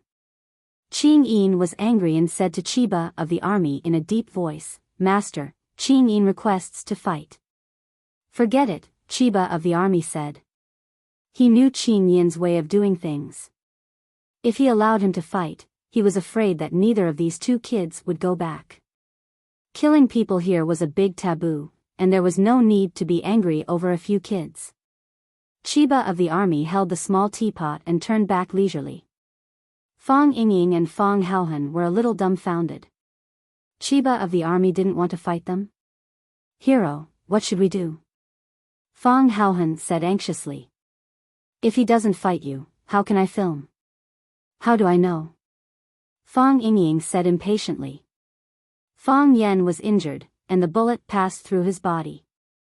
Although there was no danger to his life, and it wouldn't even affect Fong Yan's normal work in teaching students. However, Fong Yingying and Fong Haohan, who were both from martial arts families, understood that this was a very fatal thing for a duelist who was about to fight with a master. This bullet didn't take Fong Yan's life, but it drained the blood in his body. Without vigor, how could a man be strong? Of course, if the one fighting with Fong Yan was at the level of Fong Yingying and Fong Haohan, Fong Yingying and Fong Haohan wouldn't be worried at all. They were very clear that even now, they couldn't beat Junior Martial Uncle. However, the one fighting with Junior Martial Uncle turned out to be a master who had entered the cliff wall stage. Ah, the cliff wall stage, such a strong person, I'm afraid you wouldn't see one in your lifetime. In this case, the impact of the bullet on Fong Yen was enough. Without a peaceful state of mind and a healthy body, without full spirit, without high fighting spirit, without a strong desire to live, how could Fong Yen win? Fong Yan's wound was bandaged by Fong Yingying and Fong Haohan, and they were also diligent in changing the dressing. Fong Yingying had unintentionally probed, since the injury was so serious, could the duel be postponed or simply cancelled? Fong Yen shook his head, saying that it couldn't be cancelled, nor could it be postponed. Fong Haohan said that they might as well not go. Would he run to the school to hurt people? Fong Yen shook his head and said, "The news of my duel with the Chiba army has been spread out by people with intentions. After the Chiba army came to Hua Xia, the first person they challenged was me.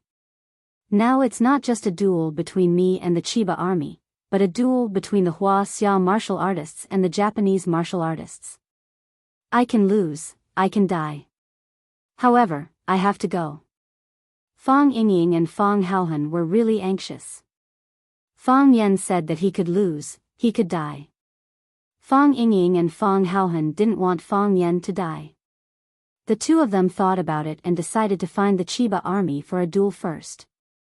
Fang Yingying acted as a meat shield and took the initiative to challenge the Chiba army, while Fang Haohan secretly filmed with a digital camera. Whether the Chiba army injured Fang Yingying or killed Fang Yingying, he couldn't show up and call the police with the digital camera. At that time, the police would arrest or deport the Chiba army, and Junior Marshal Uncle wouldn't have to participate in the duel anymore, right? For Fang Yan, they were not afraid of losing, nor were they afraid of death. Their plan was exquisite, but the Chiba army was not willing to make a move at all. Fang Yingxiong bellowed as he charged towards the Thousand Leaves military department with his long sword. He was very fast, and he used the Fang Plum Blossom steps with all his strength. Bang! Fang Yingying's body flew back. The Chiba army didn't make a move, nor did Qing Yin and Chiba Haohan. Fang Yingying covered his stomach and coughed violently.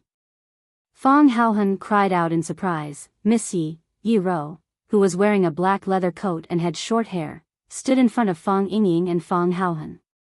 Seeing the sword in Fang Yingying's hand and the digital camera in Fang Haohan's hand, she was even more angry. She slapped Fang Yingying's head and asked in a sweet and arrogant voice, "Did you come up with this stupid idea again?" Fang Yingying didn't dare to dodge. He hurriedly explained, "It's not me, it's really not me." Slap. Yi Ro slapped his head again and said, "How dare you lie again?" Miss Yi, slap. Yi Ro slapped him on the head again. Stop it, stop it. Fang Yingying howled with his hands covering his head. I confess, it's me. It's what I want. Miss Yi, stop it. I was going to confess just now. I know. Yi Ro looked like she understood. I'm used to it. I think it's more rhythmic to slap you 3 times. Fang Yingying opened his eyes and mouth wide. He looked at Yi Ro and couldn't say a word for a long time. Is it necessary to beat someone rhythmically? Seeing Yi Ro staring at the digital camera in his hand, Fang Haohan's face became even paler. He hurriedly hid the digital camera behind his back, but soon realized that it was an insult to Miss Ye's IQ. He quickly took it out and said with a smile, "Miss Yi, it's all Fang Yingying's stupid idea. In fact, I don't agree with it. I strongly opposed it, but he threatened me with force. So, I could only follow him to this side." Bang! Before Fang Haohan finished his words, his body flew out. Yi Ro clapped her hands and said coldly, "Although Fang Yingying's idea is a bit stupid and he looks a bit wretched, at least he has a good mind. The Fang family raised you and taught you, but you are not even willing to make this sacrifice. Instead, you drag others down and betray your friends. If we weren't in front of outsiders, I would beat you to death." Fang Yingying nodded again and again, smiling so much that his eyes couldn't be seen. Yi Ro waved her hand and said, "Get out. Don't let me see you again." Fang Haohan climbed up from the ground and ran to Fang Yingying, saying, "Hero, she asked us to get out. This is an insult to us. Should we be angry?" Fang Yingying slapped Fang Haohan's head and scolded, "What's the use of being angry?" Influenced by Yi Ro, Fang Yingying also liked this kind of movement of slapping people's heads. Needless to say, there was indeed a sense of rhythm when he smoked. It was very satisfying.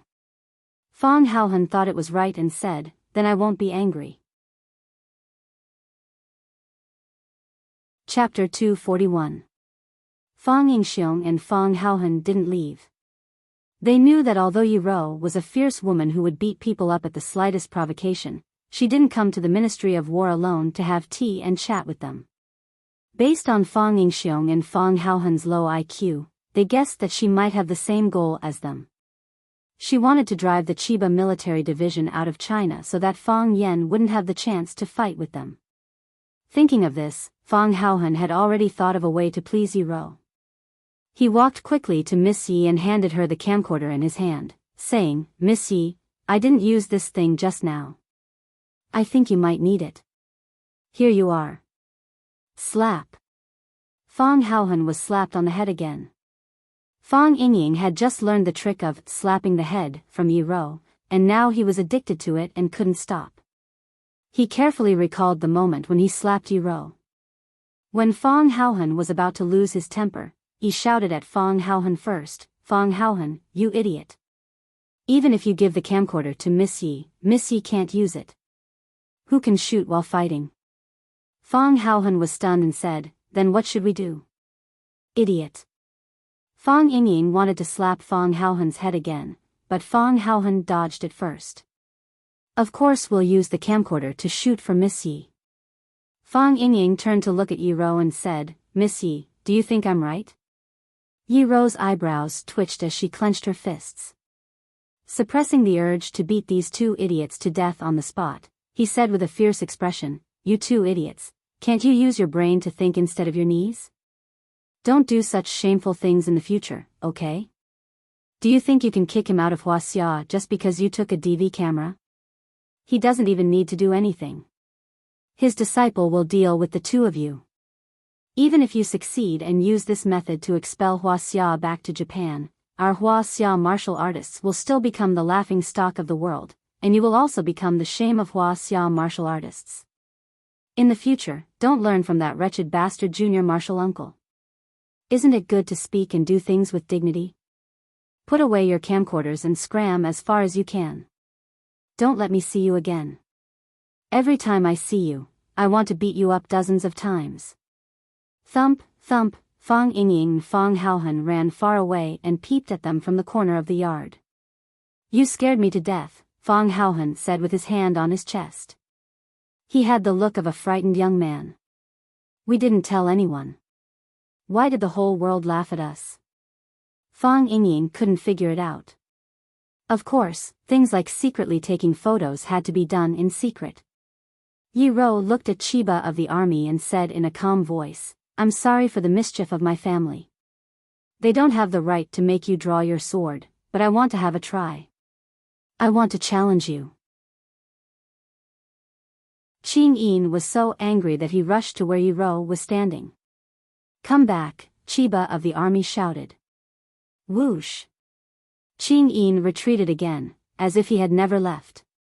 He moved as fast as the wind and as fast as lightning. Chiba of the army looked at Fong Yingying and Fong Haohan not far away and then at Yi Rou. He said with a smile, "Did Fong Yen send you?" "No one sent us," Yi Rou said. "Fong Yen doesn't know we're here." "That's true. It's hard for a person with bad intentions to achieve such a high level at such a young age." Chiba of the army said. "I know you. My daughter is studying in Rosefinch. When she came back, she said that a beautiful woman beat up Fong Yen in front of many students." "That woman is you, right?" "It's me," Yi Rou said. Chiba of the army shook his head slightly and said, "You want to hurt my body and heart of the sword so that Fong Yen can have an advantage in the battle with me?" Yi Rou was a little unhappy. Does this old guy want to fight? If he wants to fight, then fight. Why is he talking so much nonsense? "I'm here because you're a brilliant opponent," Yi Rou said. "We, the warriors of Huaxia, are not afraid of challenges and are willing to take the initiative to challenge stronger enemies. You want Fong Yen to practice swordsmanship for you, and I also want to defeat you to forge an undefeatable heart of the sword." "I like this answer better," Chiba of the army said. "Adversity produces talents, and desperation produces masters. If you're all here for Fong Yen, you don't have to. Without experiencing blood and fire, how can you have supreme cultivation and set foot on the path to the heavens?" "Sword," Yi Rou shouted. Whoosh! Fong Yingying threw the sword hard, and Yi Rou caught the sword in his hand. Clang! Yi Rou quickly drew the sword, looked at Chiba of the army and said, "I'll take it as a yes." Before she finished her words, she had already rushed toward Chiba of the army with a sword. Chiba of the army was excited. He liked to watch his father fight with others at such a close distance. He preferred to see his father effortlessly defeat his opponent. It was a feeling that everything was under his control. He was at ease, as though there was nothing in the world he couldn't do. This man was his father, the man he admired the most and yearned to surpass. It was a wonderful feeling. So. Ching Yin grabbed his arm, tapped the tip of his foot, and leaped backward, jumping out of the combat range. He ran in a straight line. A straight strike. Just like Yi Ro's character, there were no overly flashy moves, nor were there any illusions. She simply thrust the sword at Chiba of the army. It was also because of Yi Ro's character that she was able to achieve so much at such a young age. Those with great providence were definitely people with merit. Fangjing was straightforward. That was Yi Ro's character. This was also the reason why Old Drunkard preferred Yi Ro over his junior brother, Fang Yan. Because he felt that Fang Yan was too embarrassing. However, Chiba of the army, who was known as the god of swords of Japan, didn't slack off at all. No one knew better than him that this simple strike of Yi Ro's was not simple at all. This strike went straight for the 3 vital points and 13 important acupoints on his chest. At the same time, his facial features and even his entire head were covered in the strike. 3 flowers in 1 sword, initial success in swordsmanship. 7 flowers in 1 sword, advance to the next level. Flower rain in the sky, Grandmaster. This was the basic common sense to evaluate a swordsman. According to this standard, Yi Ro's strike didn't even have a flower, and her level couldn't even be called initial success in swordsmanship. However, if one's swordsmanship reached the realm of return to simplicity, there wouldn't even be a flower. No flower meant that the world was full of sword flowers. No illusion meant that any illusion could be created. Just as Yi Ro's long sword reached Chiba of the army's chest, Chiba of the army moved like lightning.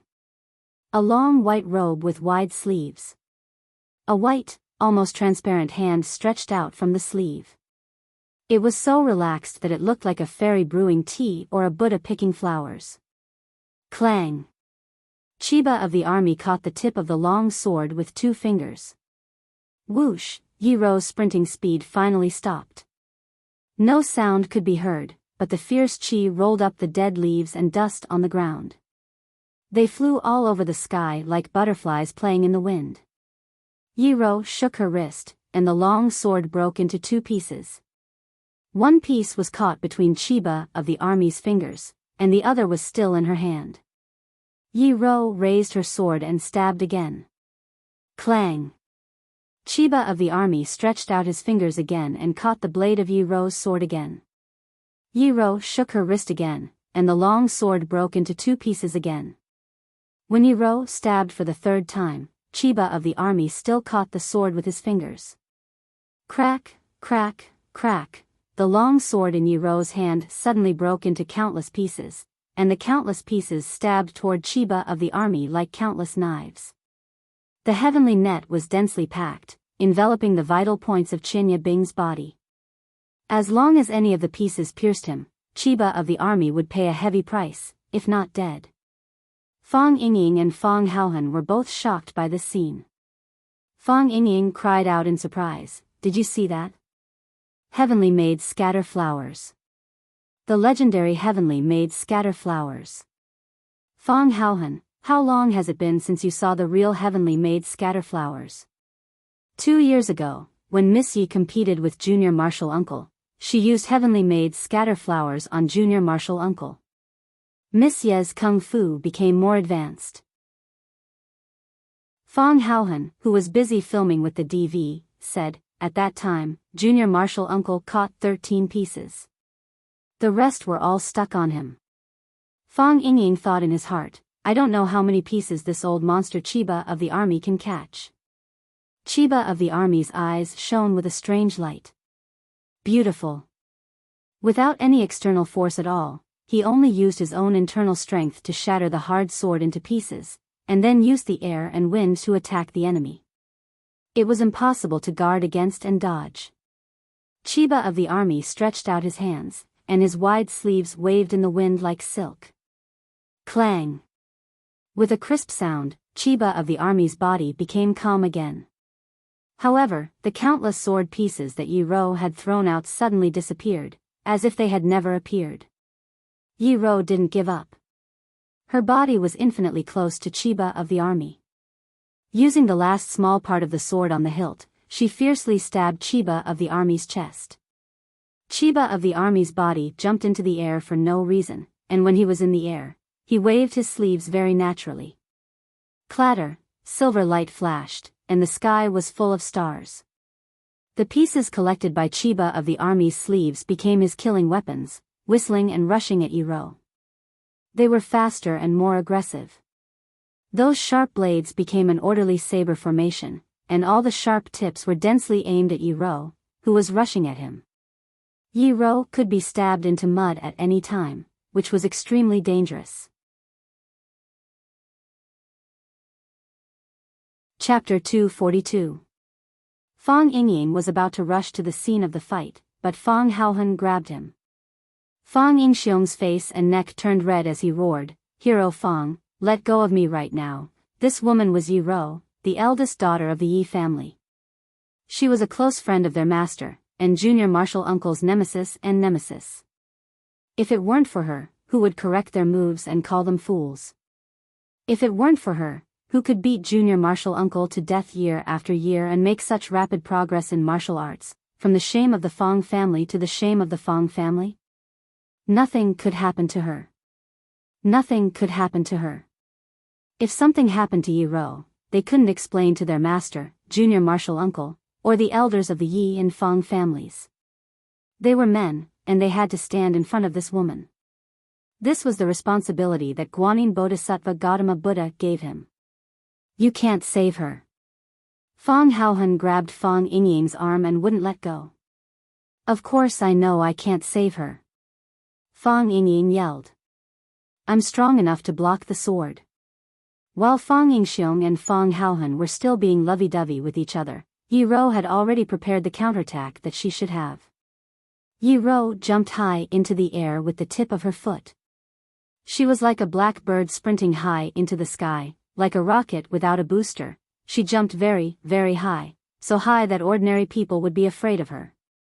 Qing Yin was a ninja, and he had always been proud of his speed and qinggong. He had dominated the 37 islands in the East Ocean, and he thought he could make a name for himself in Huaxia.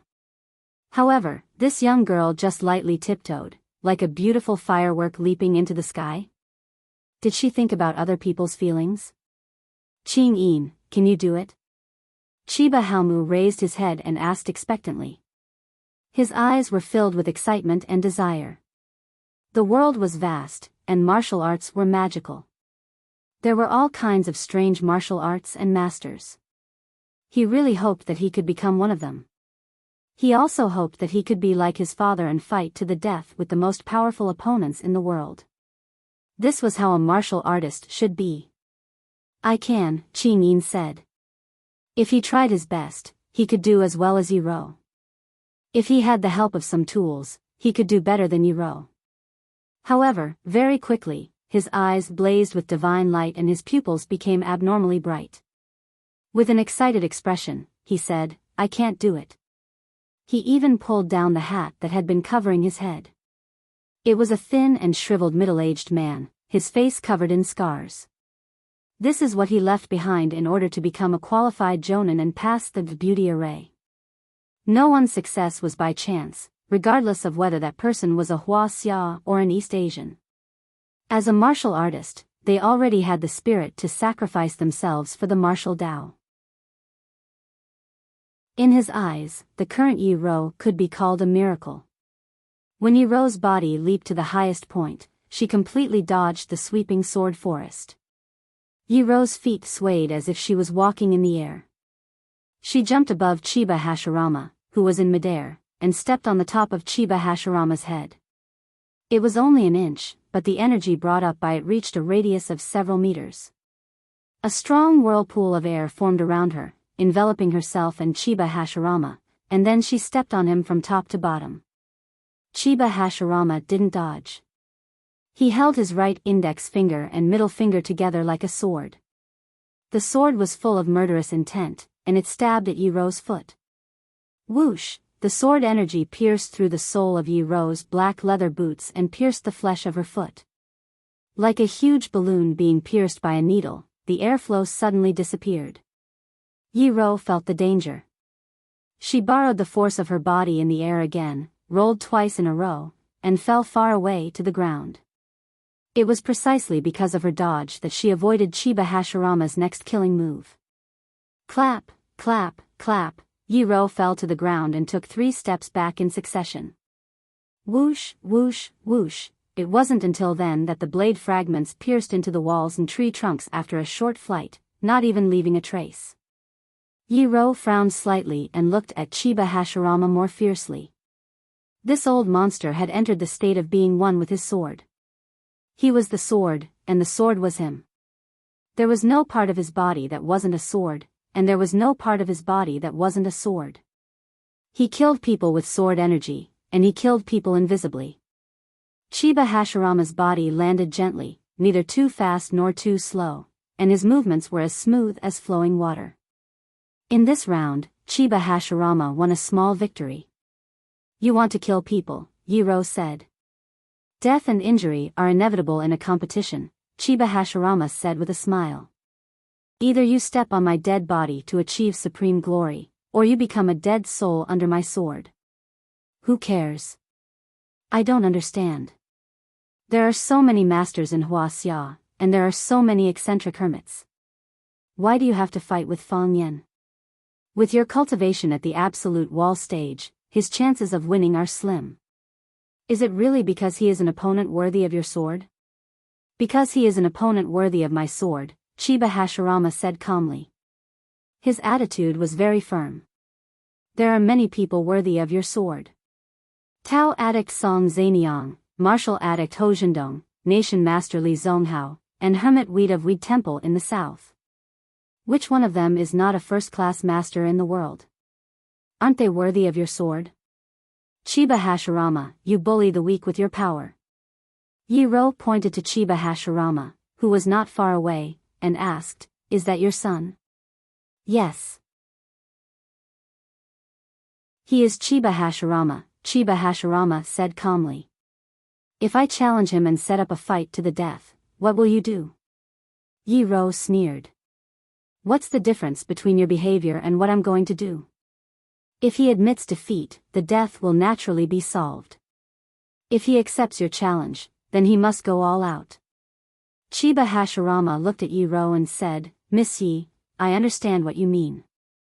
You think I'm looking for Fang Yan to avenge my son and vent my hatred for my disciple, right? If he is willing to admit defeat, this competition will be cancelled immediately. Yi Ro was silent. She knew that Fang Yan would not admit defeat. He could admit defeat to her, or even lie on the ground and pretend to be dead. He could admit defeat to the old drunkard. In order to force the old drunkard to teach him drunken crane riding the wind, he cried, made a scene, and asked him to be his master. After his plan to hang himself in front of the old drunkard failed, he threatened to secretly pee in the old drunkard's wine jar. But when did he admit defeat to others? When the Bailey family challenged him, even if he was beaten badly, didn't he grit his teeth and persist? The Tang family and the Fong family had been enemies for generations. The two families often fought each other. He was surrounded and beaten into a dumpling. He was beaten unconscious, but he didn't admit defeat. Wasn't admitting defeat to the Japanese Chiba Shinobi division even more difficult for him to accept than killing him? Miss, fighting with the heavens is endless joy. Fighting with the earth is endless joy. Fighting with others is endless joy. This is what you Huaxia people say. Have you forgotten it? Chiba Hashirama comforted her with a smile. It's rare to see a Dao querying expert. Please forgive me for my eagerness to hunt. So, miss, please do your best in the next battle. Yi Ro stopped talking and took out a dragon head dagger from her waist. Of course, this wasn't a real dagger. She pulled the dragon's eye with both hands, and the bright dagger flew out of the dragon's head. Between the dragon's head and the dagger was a rope with dragon scales on it. Dragon whip. Yi-Ro held the dragon's head in her hand and shook her wrist. The dagger on the whip tip flew toward Chiba Hashirama not far away. The dragon's scale rope was made of an unknown material. It let out a sharp dragon roar.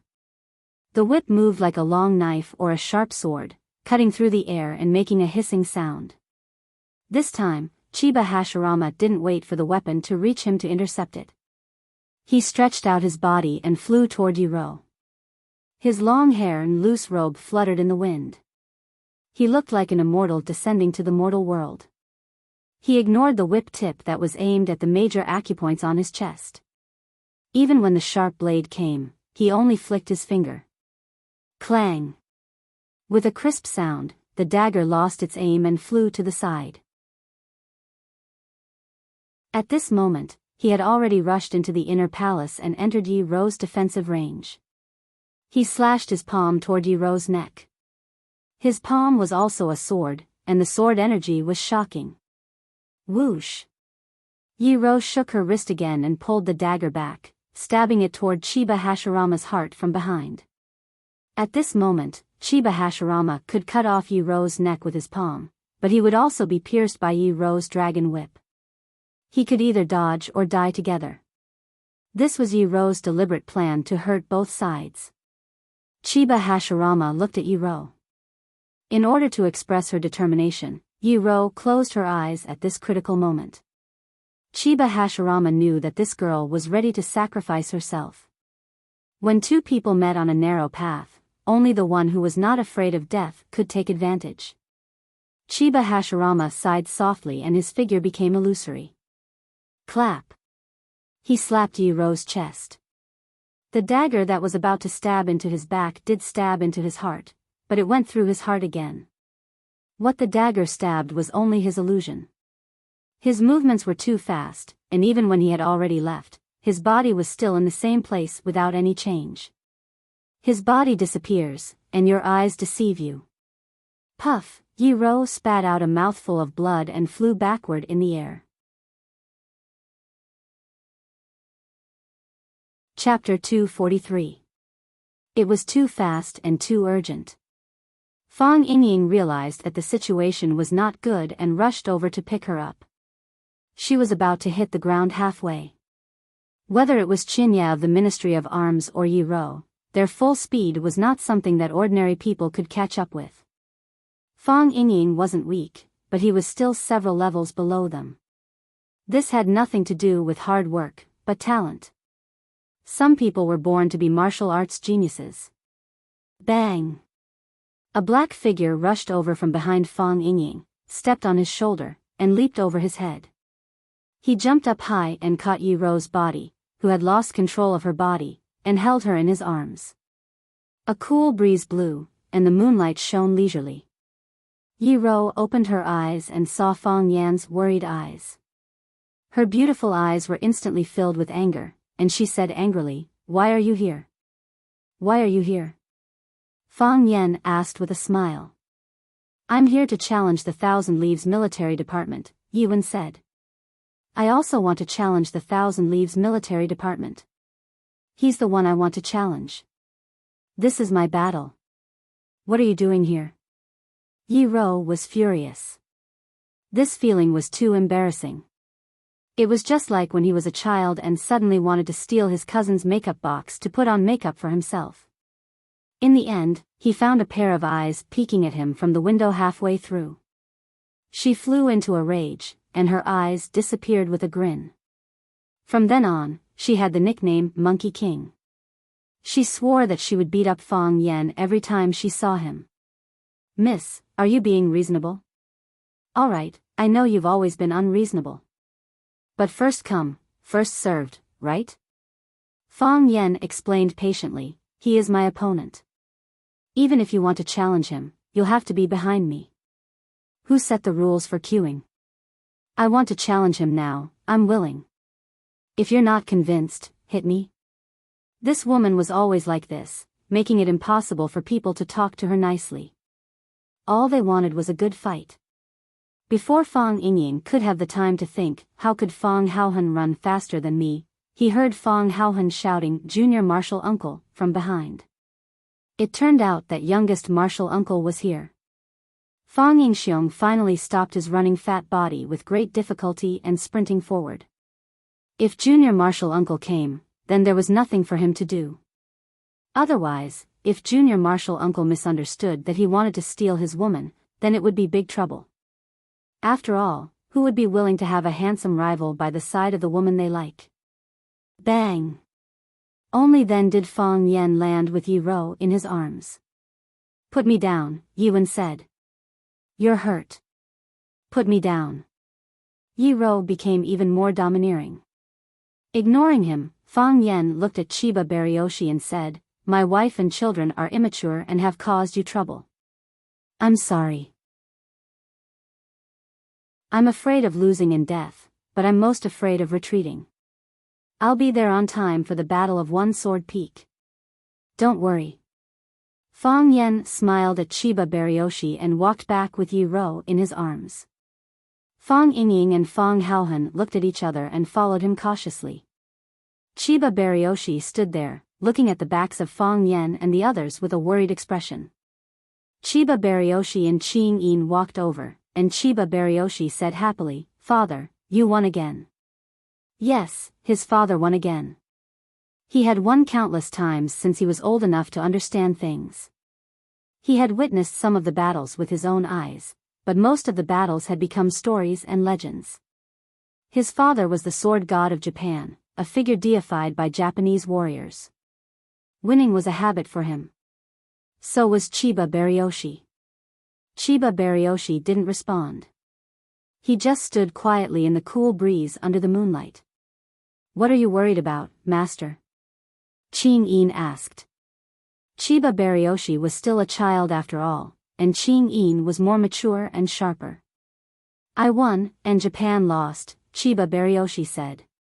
"How can one person's victory offset the loss of a country?" Father, master, Chiba Baryoshi and Qing Yin were confused. They didn't know why Chiba Baryoshi said that.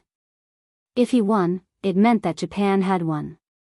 Because he was the pride of Japan, one of the representatives of Japanese warriors. How could the Japanese have lost? "In Japan, they call me the sword god. Everywhere I go, they worship me," Chiba Baryoshi said in a low voice. He didn't feel very proud because of this. Chiba Baryoshi smiled and said, "Father, that's the supreme honor you earned with your own strength. You deserve it. Father has always been my goal, and also the goal of thousands of Japanese warriors." Chiba Baryoshi shook his head and said, "That's what I'm worried about. When they see me, they all keep quiet and worship me like a god. But that's not what I want. I want them to have the courage to draw their swords against me. In Japan, no one has the courage to draw their swords against me. In Huaxia, I've already met two. Even the two men who don't dare to look me in the eye have the determination to die," Chiba Baryoshi said. Japan lost. Chiba Baryoshi looked at his father with more love, and Qing Yin looked at his master with more respect. Chiba Baryoshi served the country and the people. The hatred of the country and the hatred of the family was the future of a martial artist. Even the man who was the Japanese sword god could not abandon all human emotions. He would love because he loved, and hate because he hated. Now, he was worried about the young man's desire to die and the martial arts heritage of Japan. Chiba Baryoshi turned around and said, "The brave are fearless. Let's work hard together." Only then did Chiba Baryoshi and Qing Yin notice that there was a small hole in the back of Chiba Baryoshi's clothes. With their sharp eyes, Qing Yin and Chiba Baryoshi could see the dazzling red line. The two of them sucked in a cold breath at the same time. "Father, are you hurt?" Chiba Baryoshi cried in surprise. As far as he could remember, he had never seen his father get hurt. Never had. The sword god is still a human. How can a human not be hurt? Chiba Baryoshi's calm voice came. Rosefinch High School.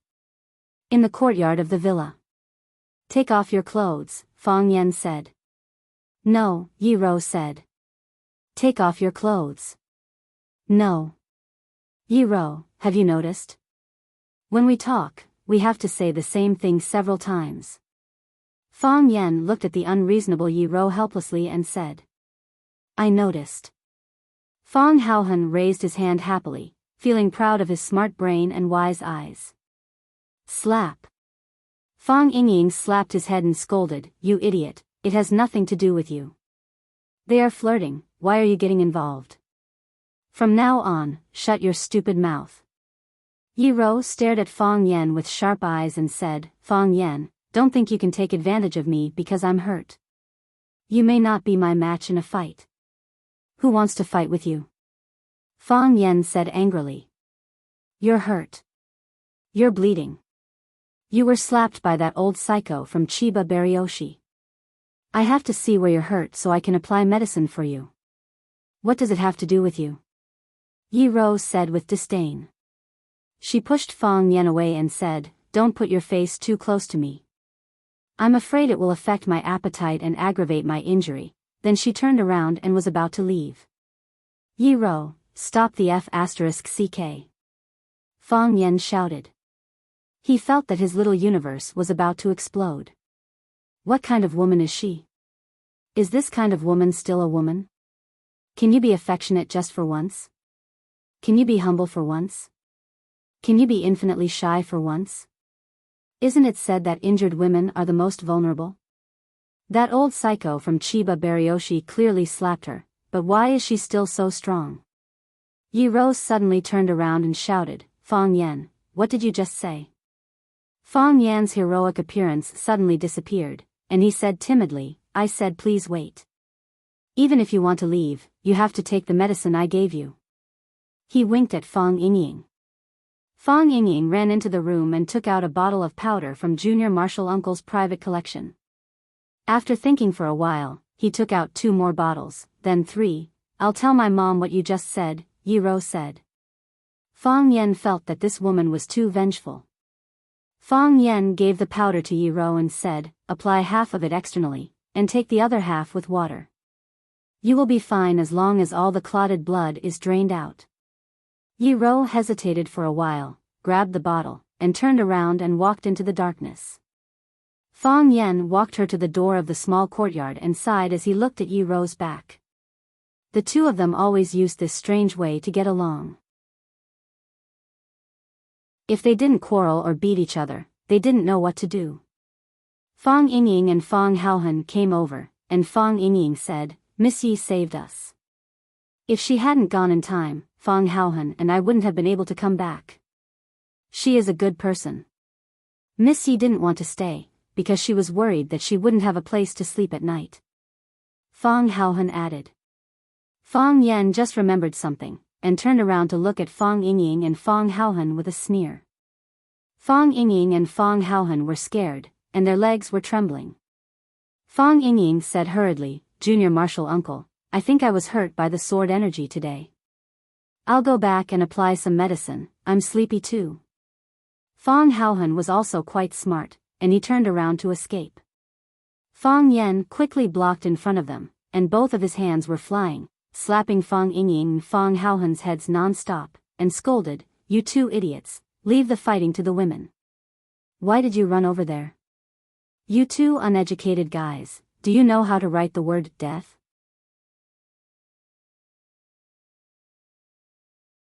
Chapter 244. Junior Marshal Uncle, don't fight. You can't fight anymore. Fang Yingying yelled while covering his head. You just called me an idiot. If I continue to fight now, I'll be a retard. If I had known earlier, I would have fought with the old monster of the Chiba army. Even if I was killed by him with a sword, would still be proud if I died like this. Fang Yan sneered and said, You want to fight with the Chiba army with your mediocre skills? Others are fighting with their lives, but you're going to die. You just want to say that Miss Yi is better than us. Fang Yingying said anxiously. After saying that, he immediately realized what a stupid thing he had said. He hurriedly said, Of course, your way of thinking is completely correct. Who is Miss Yi? She is a first-class master in Huaxia. She is invincible in the world. Except for junior martial uncle, who can last 3 rounds with her. Fang Yan was too lazy to fight these 2 rascals anymore. He asked Fang Haohan to get water for him to wash his hands. These 2 guys hadn't washed their hair for a long time. Their hair was greasy, and Fang Yan's palms were covered with that sticky substance. What? Do you think being killed by the Chiba army is something to be proud of? Fang Yan looked at Fang Yingying and asked. I didn't mean that, Fang Yingying explained with a smile. In my beautiful imagination, of course, it would be more glorious if I killed the Chiba army. But we can't do it. Last time, junior martial uncle said that he couldn't make a move when he saw him. I even laughed at junior martial uncle in my heart for exaggerating and saying that the old guy was too powerful. Pa! Fang Yan couldn't help but slap Fang Yingying's head again and scolded, what right do you have to laugh at me in your heart? Can you judge more accurately than me with your greasy eyelids that can't see 3 meters away? Yes, yes, yes. Fang Yingying nodded again and again. He said the wrong thing again. This slap was worth it. Junior martial uncle is right. I had a little doubt before, but after I practiced it myself, I found that the old guy was just standing there casually. I didn't know where to attack him. Is this the master of the wall stage? Isn't he too powerful? Of course, young martial uncle's foresight is even sharper. Even though it was the first time he met him, he already knew everything about him. Fang Yan shook his head and said with a wry smile, if I was really that powerful, would you and Fang Haohan risk your life to fight him? Fang Yingxiong opened his mouth and said, we asked him to risk our lives because Fang Haohan and I felt that how could we use a butcher's knife to kill a chicken? It's a waste of resources. Fang Haohan and I will get rid of him first, so that after junior martial uncle defeats him, others will say that you are bullying the weak. It's not worth it. Fang Yan washed his hands in the basin that Fang Haohan brought over. He looked at Fang Yingying and Fang Haohan seriously and said, I know that you are worried that I can't beat the Qinya army. You are worried that I will be injured or even die. So you 2 idiots went by yourselves. With your mediocre skills, wouldn't it be a dead end if you went? You haven't reached that level yet, so there is no way to know how powerful the Qinya army is. Even his disciple will be a rare opponent for you. You are afraid that I will be injured, afraid that I will die. Am I not afraid that you 2 will be injured? Am I not afraid that you 2 will die? This is my battle and my responsibility. Since he came to me, even if I die in battle, I will keep my promise. This has nothing to do with my personal honor or face. It is for the dignity of all the warriors in Huaxia. If I lose, there will be another person who will challenge me. If I die, there will be another person who will come out to avenge me. Fang Yan patted Fang Yingying on the shoulder and said, but I don't want the next person to be you, because I know that you will lose and die.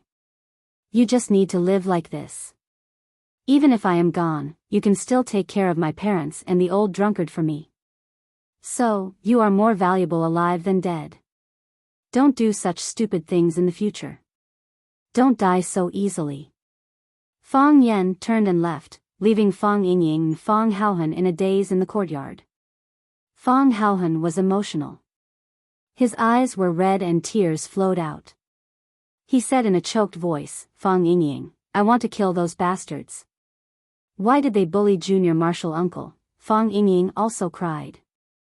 He looked even sadder than Fang Haohan. Fang Haohan looked at Fang Yingying and comforted him, hero, don't worry. Junior martial uncle will be fine. His martial arts are so good that the old monster might not be able to defeat him. Fang Yingying wiped his tears with his sleeves and said, Junior martial uncle used my clothes to wipe his hands. The water dripped onto my neck. It was still early winter in Huaqing, but winter in Yanjing was already extremely cold. Jiang Qin and Yuan Lin looked at the fewer leaves on the locust tree, and they felt better and better. After a while, it should be snowing in Beijing, right? Jiang Qin and Yuan Lin were both from the south. It was Jiang Qin's first time walking out of Huaqing. Yuan Lin spent most of her time in Huaqing, apart from occasionally accompanying her parents to the north in spring and autumn. So, the two of them had actually never seen real snow. So, they had been looking forward to the arrival of the first snow of the year. They were looking forward to making snowmen in the snow, having snowball fights, and even hugging the person they liked in the snow. Jiang Qin was wearing a white training suit, while Yuan Lin was wearing a black one. The slim and soft training suit outlined the girl's figure extremely well, causing the two boys next to them to keep peeking at them. The two boys were Jiang Qin and Yuan Lin's classmates, and they could be regarded as fellow apprentices. After Mao Xianping, who became famous after successfully training Xia Tian, retired from the music academy, he specially took a practice room in the school to train his disciples. Before Xia Tian sent Jiang Qin and Yuan Lin here, there were already two guys who were one step ahead of him. The tall and thin guy was called Guanu, the son of the famous domestic film and television star, Gu Qingyan. He inherited the excellent genes of his parents and was very handsome. The other boy, who looked very gentle and elegant with glasses, was called Huang Yida. He usually looked very low-key, but he always had a superior arrogance. No one knew what his family background was. An old man with slicked back hair was lying on a chair with his eyes slightly closed, looking like he was about to fall asleep. Jiang Qin's body was sitting in front of a guzheng, his body slightly leaning forward, his fingers gently fiddling with the guzheng. The sound of the guzheng was clear and pleasant. Stop. Mao Xianping suddenly opened his eyes and shouted loudly. Jiang Qin quickly stopped and looked at Mr. Mao Xianping helplessly. She knew that she had played something wrong again. Mr. Mao Xianping was very strict with his apprentices, and he treated Jiang Qin and Yuan Lin equally. He did not care about their feelings when he reprimanded them. Jiang Qin, do you know where you went wrong? Mao Xianping jumped up from the chair, walked to Jiang Qin and asked. Jiang Qin thought for a moment and said, Teacher, I don't know. If you said you didn't know, the teacher would be angry. If you answered wrong, the teacher would be even angrier. Therefore, Jiang Qin chose an answer that would not make the teacher angry. What song did you play? Zen Heart of Clouds and Water. What is Zen Heart of Clouds and Water? The sound of the guzheng was like the gurgling of water, the sparse shadow of the bamboo forest, and the reflection of the spring stone. From the sound of the guzheng, we need to understand the great Buddha Dharma and great freedom. I know that you are a new student, so I don't ask you to play the great Buddha Dharma and great freedom. But tell me, where are your clouds? Where is the water? There are no clouds and no water. How can it be called Zen Heart of Clouds and Water? Jiang Qin looked ashamed and said, Mr. Mao, I'm sorry. I was too anxious. Mao Xuanping's face softened a little and he shouted, Guanu, give us a demonstration. Guanu walked to Jiang Qin and said with a smile, Mr. Mao, don't be angry. Junior sister has just come here, and it's already very good for her to achieve such a result. When I first came here, I was not as good as them. At that time, you were so angry that you hit me with a stick. Have you forgotten? Guanu looked at Jiang Qin again and said, Junior sister, don't be nervous. The teacher is strict with you because he has too high expectations for you. If it were an ordinary student, it would be very good if he could learn the skill of plucking and know the whole music score in this period of time. How dare I ask him to play a complete song? Jiang Qin was very grateful to Guanu for helping her out. She gave the chair to Guanu and said with a smile, Thank you. Guanu smiled and sat down in front of the guzheng. After adjusting the rhythm of his heart, he gently exhaled a mouthful of turbid qi, and then his fingers gently stroked the strings of the guzheng, and a beautiful tone jumped out. It had to be said that Guanu was indeed a bit talented in guzheng. The room was very quiet, and everyone was listening carefully. You could see the clouds and water, see the harmony of the clouds and water, and hear the solemn Buddha voice. At the end of the song, everyone applauded warmly. Bao Xianping pointed to Guanyu and said, there are some flaws.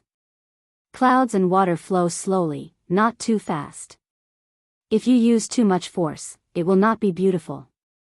Guanyu quickly stood up and said gratefully, thank you for your teaching. Bao Xianping looked at Jiang Qin and asked, do you understand? Understood. Jiang Qin nodded. Mao Xianping was very satisfied with his disciple's studious attitude and said, it's good that you understand. The ancients pay attention to having a well-thought-out plan. If you have wind and clouds in your heart, then the music you play will be able to create a storm. You are very talented, and I hope you can go further on this path. Thank you, teacher. Jiang Qin sincerely thanked him. Mao Xianping waved his hand and said, okay, go eat. After Mao Xianping left, the students began to pack up their things and went to the bathroom to take a shower and change their clothes. When Jiang Qin and Yuan Lin changed into sweaters and down jackets and walked out, Guanyu and Huang Yida were already waiting at the door. Guanyu stood up and took the initiative to greet the two girls. He said, I just discussed with Ida. Although we are brothers and sisters, we haven't even had a chance to have a meal together after being together for so long. Teacher must be very sad if he knows that our relationship is so estranged. It's me and Ida who didn't do a good job. Two little sisters, how about giving me some face and having a meal together today?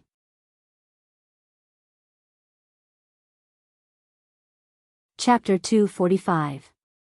When school reopened, it was normal for new classmates to gather together for a meal. When Jiang Qin and Yuan Lin had just entered middle school, Yuan Lin, the rich little girl, took 6 girls in her dormitory to eat at Pizza Hut. A meal that cost a few hundred yuan was really not a negligible amount of money for a middle school student.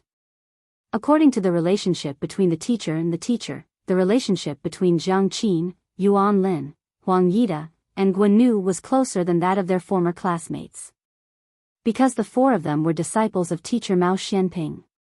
They were not only classmates, but also fellow apprentices. In the future, they should help and take care of each other when they entered society. One must know that in the current entertainment circle, the proportion of students who graduated from the 2 famous schools, Shanging and China Film, was extremely high. They hugged each other, and there were many small circles in the big circle. It was easy to become popular by helping each other and hyping each other. Guanyu was the senior apprentice brother, so he naturally had the responsibility and obligation to organize the meal. Moreover, he was very good at talking, and he even brought up teacher Mao Xianping. If Jiang Qin and Yuan Lin still refused at this time, it was really unreasonable and inexplicable. Jiang Qin and Yuan Lin looked at each other, and Jiang Qin said with a smile, okay. This should be done. My treat. What do you want to eat, little sister? Huang Yida put on a cool face, and his forthright manner when he spoke was very likable. It doesn't matter what we eat. Jiang Qin said with a smile. However, we have to invite teacher Mao. Just now, senior apprentice brother Guo said that this is our first gathering. If we don't invite teacher Mao to such a meaningful gathering, how sad will he be? Invite the teacher? Guanyu and Huang Yida had a look of rejection. Who would want to eat with the teacher? Yes. We like to eat with the teacher. Yuan Lin said happily. The eyes of the 2 girls became bright. The teacher they liked to eat with was called Fang Yan. I'll make the call. After Jiang Qin said that, he took out his phone from his pocket and dialed Mao Xianping's number. Mao Xianping had just separated from his students. He was a little surprised to receive a call from Jiang Qin. Jiang Qin and Yuan Lin were recommended by Xia Chen. He valued Xia Chen a lot, and he valued Jiang Qin and Yuan Lin as well. After listening to Jiang Qin's words, Mao Xianping smiled and thanked him, but he still refused the students' invitation to dinner. He was a very famous musician in the country and had endless social engagements every day. Tonight's dinner had been arranged a week ago. After hanging up the phone, Jiang Qin put his mobile phone into his small bag. He looked at Guanyu and said, Senior brother Guo, teacher Mao has no time tonight. Ask us out next time. Then let's eat first. Guan looked regretful, but he was overjoyed in his heart. That's not good, said Jiang Qin. Since Teacher Mao said next time, let's wait until next time. Yuan Lin and I are going to meet a friend. Yes, yes. We made an appointment in advance. Yuan Lin nodded repeatedly.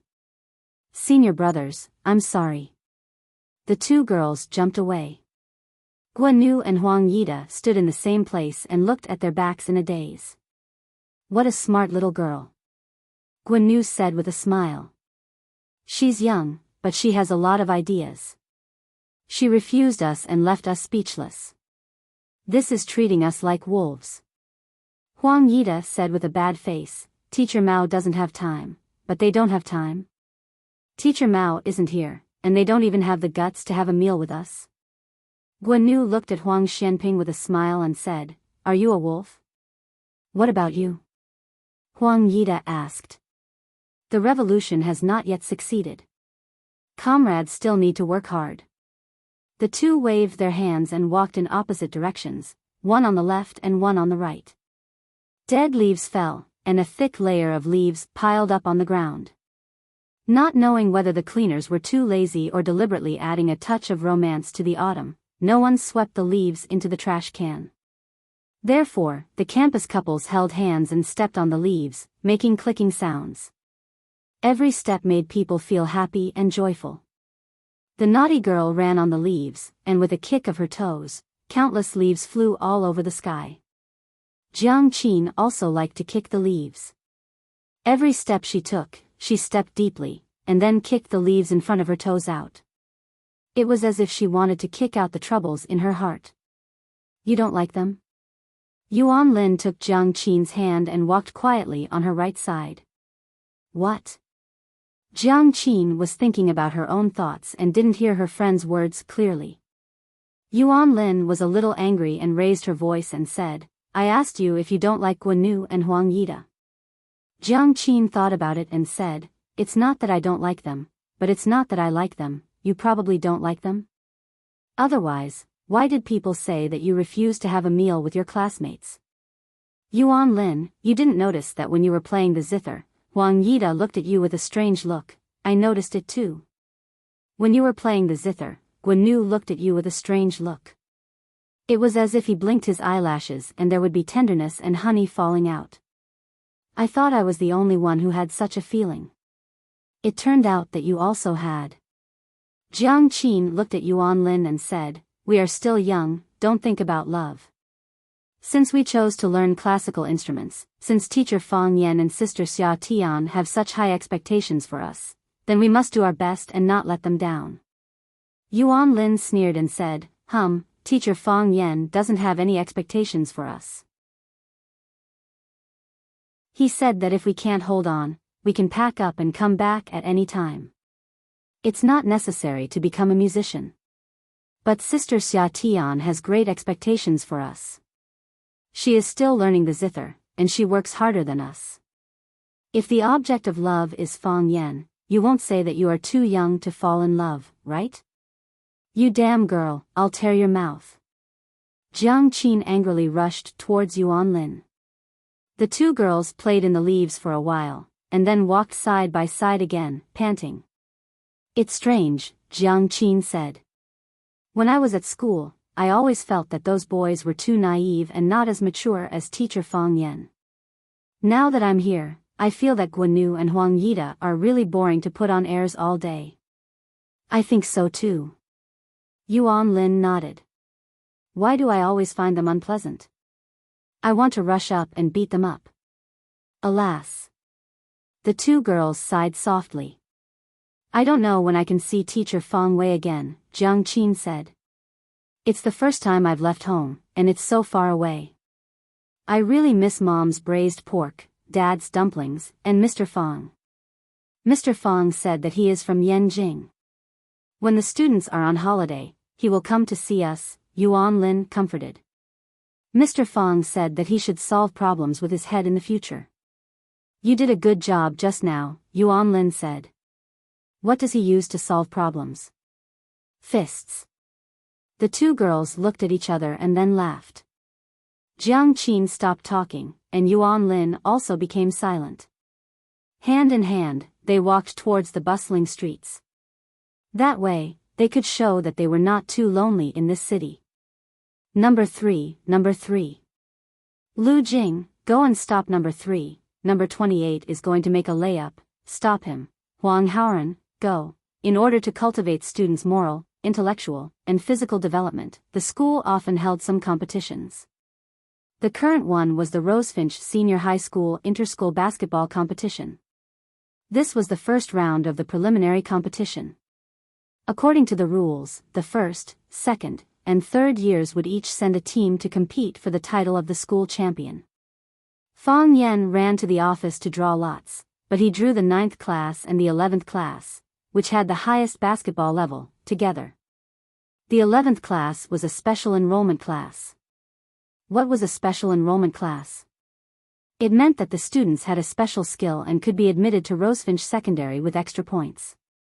Some were good at drawing, some were talented in music, and some were good at calligraphy. Of course, most of them were good at sports, because during the recruitment test, if you say you can draw well, then you have to draw well. If you said you were talented in music, then you had to shout. If you said you were good at calligraphy, then you had to write a beautiful essay.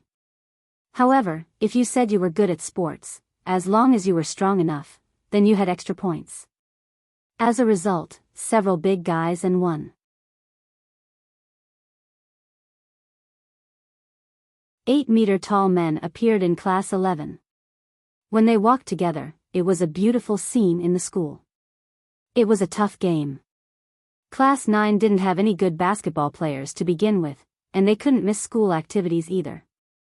The team of 5 was barely made up by Fang Yan. The only substitute was only able to make up the team because of his height. He said he couldn't play basketball, but Fang Yan didn't believe him. Or rather, he didn't want to believe him. He tried it on the court, and when he got nervous, he ran away with the ball in his hands. Fang Yan had to believe it. It was only the third quarter, and the score was already more than 30 points. 58-12. The 9th class 21 points were almost all scored by Huang Haoran alone. He wasn't tall, and he was very short-sighted, but his three-point shot was very beautiful. Huang Haoran got the ball again, sprinted, and jumped. Fang Yan clenched his fists. He knew that as long as Huang Haoran had a chance to get the ball, he would be able to get the 3 points. Although Fang Yan knew that they were going to lose this game, he didn't want it to end here. He could teach anything, but he would teach his students to give up. Huang Haoran, come on. The cheerleaders finally got a little bit of spirit. They were also stunned by the 11th class. The gap was getting bigger and bigger, and their voices were getting smaller and smaller. Finally, there was no sound. If it weren't for Fang Yan's strict discipline, they wouldn't want to watch anymore. Huang Haoran raised his arm, and his wrist gently hooked. Bang!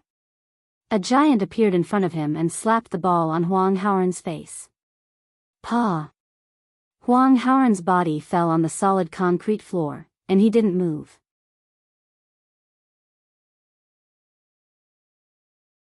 Chapter 246. While the others were shocked and at a loss, Fang Yan had already run toward Huang Haoran. He didn't casually carry Huang Haoran's body. He just squatted down and shouted, Huang Haoran. Huang Haoran. Huang Haoran finally opened his eyes. With a painful expression on his face, he said, Teacher, he broke the rules. He wanted to raise his right hand to show Fang Yan, but he couldn't lift it. His back hurt badly, as if his spine was about to break. Fang Yan didn't need to lift it up to see that Huang Haoran's right hand was purple and red. Even his wrist was swollen. Obviously, the guy slapped the back of Huang Haoran's hand. Because he used too much force, Huang Haoran's wrist couldn't bear the heavy pressure and sprained it when he fell to the ground. He's bleeding, he's bleeding. The students of the 9th class gathered around and looked at Huang Haoran, who was lying on the ground with concern. The back of Huang Haoran's head was smashed, and the blood stained the dark cement. It looked a little shocking. It was good that he could talk. Fang Yan picked up Huang Haoran and said, "I'll take you to deal with it." In order to do a good job of protection, the school doctor patrolled around several competition courts. Seeing an injured team member, he immediately went to the court to treat him. The team doctor was invited by the students. After checking Huang Haoran's wound, he said, "It's no big deal. He still knows how to protect himself. When he fell to the ground, his head was stiff. But the injury on his back is serious. I'm afraid he'll have to rest for a few days." Fang Yan checked Huang Haoran's spine. There was no danger of fracture or dislocation. He said, "It's good that he's fine. It doesn't matter if he rests for a few days." After being busy for a while, Huang Haoran was escorted to the infirmary by the study commissary to disinfect and rest. Fang Yan looked at the bulky student who had slapped Huang Haoran and was now drinking Coke and laughing with his teammates. He walked over and slapped the bulky student's head. Li Hu was angry and shouted angrily, "Why did you hit me? Injuries are unavoidable in a basketball match. I didn't do it on purpose. What right do you have to hit me? So what if he was a teacher? Does that mean teacher can beat people as he pleases?" Tiger Li's teammates were also very angry. A few big guys surrounded Fang Yan in the middle. If there was any disagreement, they would press him down in the middle and give him a beating. Science and technology were getting more and more advanced, but the reverence students had for their teachers and knowledge was getting weaker and weaker. In this day and age, if you dared to run in front of any student and say, "Teacher for a day, father for life," they would spit apple juice at you and call you an idiot. "You want to be my father? It's more like I am your father." Fang Yan's face was very calm. He looked at Tiger Li and said, "I hit your head, not because you injured your classmate. Of course, I am really angry about you breaking the rules and injuring your classmate. If you say you didn't mean it, I believe you. However, even if you are playing against each other, because of your foul, a classmate fell to the ground and got injured. Shouldn't you go over and help him up and apologize? He is not my teammate, he is your classmate, not your enemy. Even if you are standing on the same court, it doesn't mean that you are life and death enemies. Because of your foul, a classmate is lying on the ground bleeding. You are drinking Coke and joking with your classmate. Because the person lying on the ground is not you, the person who is bleeding is not you, so you can have a clear conscience and act without any scruples. I was angry and hit you because of this reason, not because you said it was an unintentional foul that caused a student to get injured. Mr. Fang, what you said is too much." A middle-aged man wearing a Rockets jersey was sitting under a tree. He was dismissive of Fang Yan's words. It is normal to get injured in a basketball game. Even in the NBA, don't big-name stars often get injured and have to have surgery? They're still kids, so it's understandable that they don't think about things as comprehensively. If you use your own standards to demand things from them and then use your identity as a teacher to beat someone up, do you believe that I'll go to the school and report that you're physically punishing students? The person who spoke was Gu Sini, the homeroom teacher of Class 11. He is also a basketball enthusiast and usually fights with people. From his outfit today, it can be seen that he should be a die-hard supporter of the Rockets. Gu Sini doesn't like Fang Yan very much. The first reason is naturally because of jealousy. They were all the homeroom teachers of the Year 1 students. Why was it that they were unknown while the newcomer, Fang Yan, stood out from the rest and his name was known by everyone in the school? Moreover, the school leaders asked Fang Yan to give a lecture to the first-year students. This is undoubtedly a slap in the face of all the first-year teachers. In the eyes of the school leaders, he is far better than the teachers. What was even more depressing was that the total score of Class 9 was not that far behind that of Class 11, but after Fang Yan's arrival, Class 1's Chinese and literature became the first in the whole grade, even surpassing Class 1, the top class. Their scores in other subjects also improved significantly, and their overall score was ranked in the top 5 in the whole school. The school leaders said at the teachers' meeting that it is not just the number of the class that is ranked at the bottom. Look at Class 9, isn't it a good example? The faces of the homeroom teachers at the back of class 9 darkened on the spot. It is not that they don't work hard. They also want their students to be in the top 3 in the whole grade. However, how can it be so easy? When you are working hard, others are also working hard, okay? The homeroom teachers in front of class 9 looked even more embarrassed. What does this mean? At that time, the students were divided according to their grades. Now the students at the back of the line are in front of them. Doesn't this mean that they are incompetent? At that time, Fong Yen was also sitting at the meeting, and he could feel the murderous look in everyone's eyes.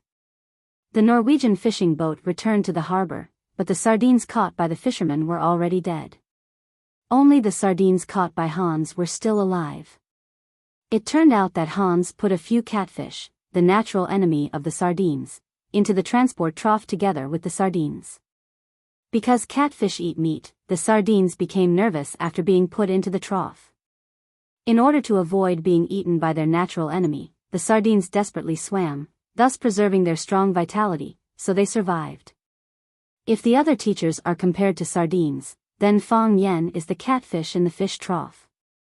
The school leaders hope that Fong Yen can stir up the competition in the school even more, and Fong Yen does not mind being such a catfish.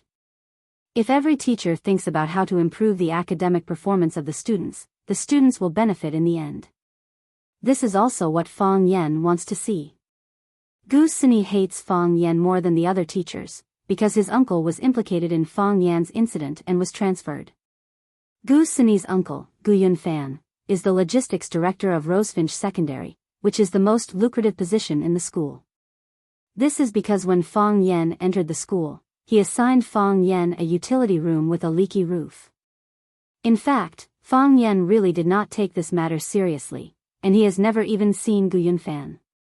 However, after a series of power struggles and changes in ownership, Rosefinch High is now owned by the former vice principal, Lu Chaoga. After Lu Chaoga left Rosefinch, Fong Yen became Lu Chaoga's spokesperson in the school. Moreover, there are rumors that Lu Chaoga is the mysterious woman behind Fong Yen. Therefore, Gu Yunfan's position as the logistics director is not suitable. After the school leaders' research and adjustment, Gu Yunfan is now the vice chairman of the school's education committee. A position with a low level, low salary, and almost no authority. Gu Yunfan is holding back his anger in his heart, and scolds Fong Yen several times at home. Gu Sini is Gu Yunfan's nephew, and he can enter Rosefinch because of Gu Yunfan's support. Without such a big backer, his heart naturally hates Fong Yen. Fong Yen feels Gu Sini's hostility towards him, but he thinks that he is too good to be pleasing to the eye. Who asked him to be the natural enemy of sardines?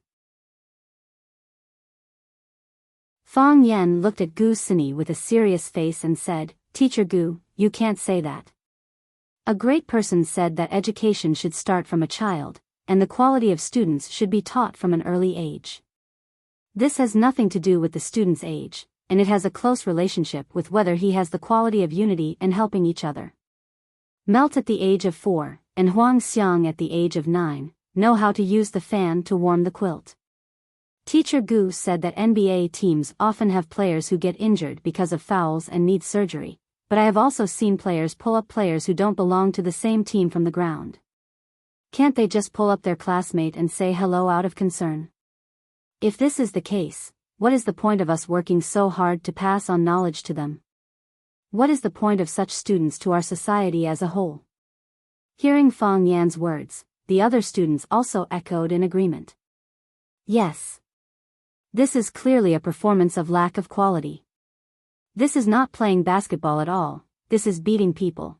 Wang Haoran's hand is swollen from their beating. The students of class 9 also gathered around. Tangxing stood behind Li Hu. As long as Fong Yen gave him a look, he could put down this group of guys in the shortest time. Gu Sini knew that his students couldn't stand on the side of reason, so he said angrily, "Li Hu is wrong. Didn't you already teach him a lesson? Now it's a basketball game, do you still want to play? If you want to play, quickly send someone up. If you don't play, we will win this game. Who wants to talk so much with you?" Tangcheng. Fang Yan shouted. Yes. Tangxing responded and walked in front of Fang Yan. You go up. Fang Yan said. I don't want to. Tangxing said with a bitter face. It's boring to play with them. Isn't this bullying? I want to win this game. Also, from now on, don't let them take a single point. Fang Yan said. If they don't realize their mistake, I will never give this victory to them. Gu Sini sneered and said, basketball is a sport for 5 people. So what if Tangxing plays well alone?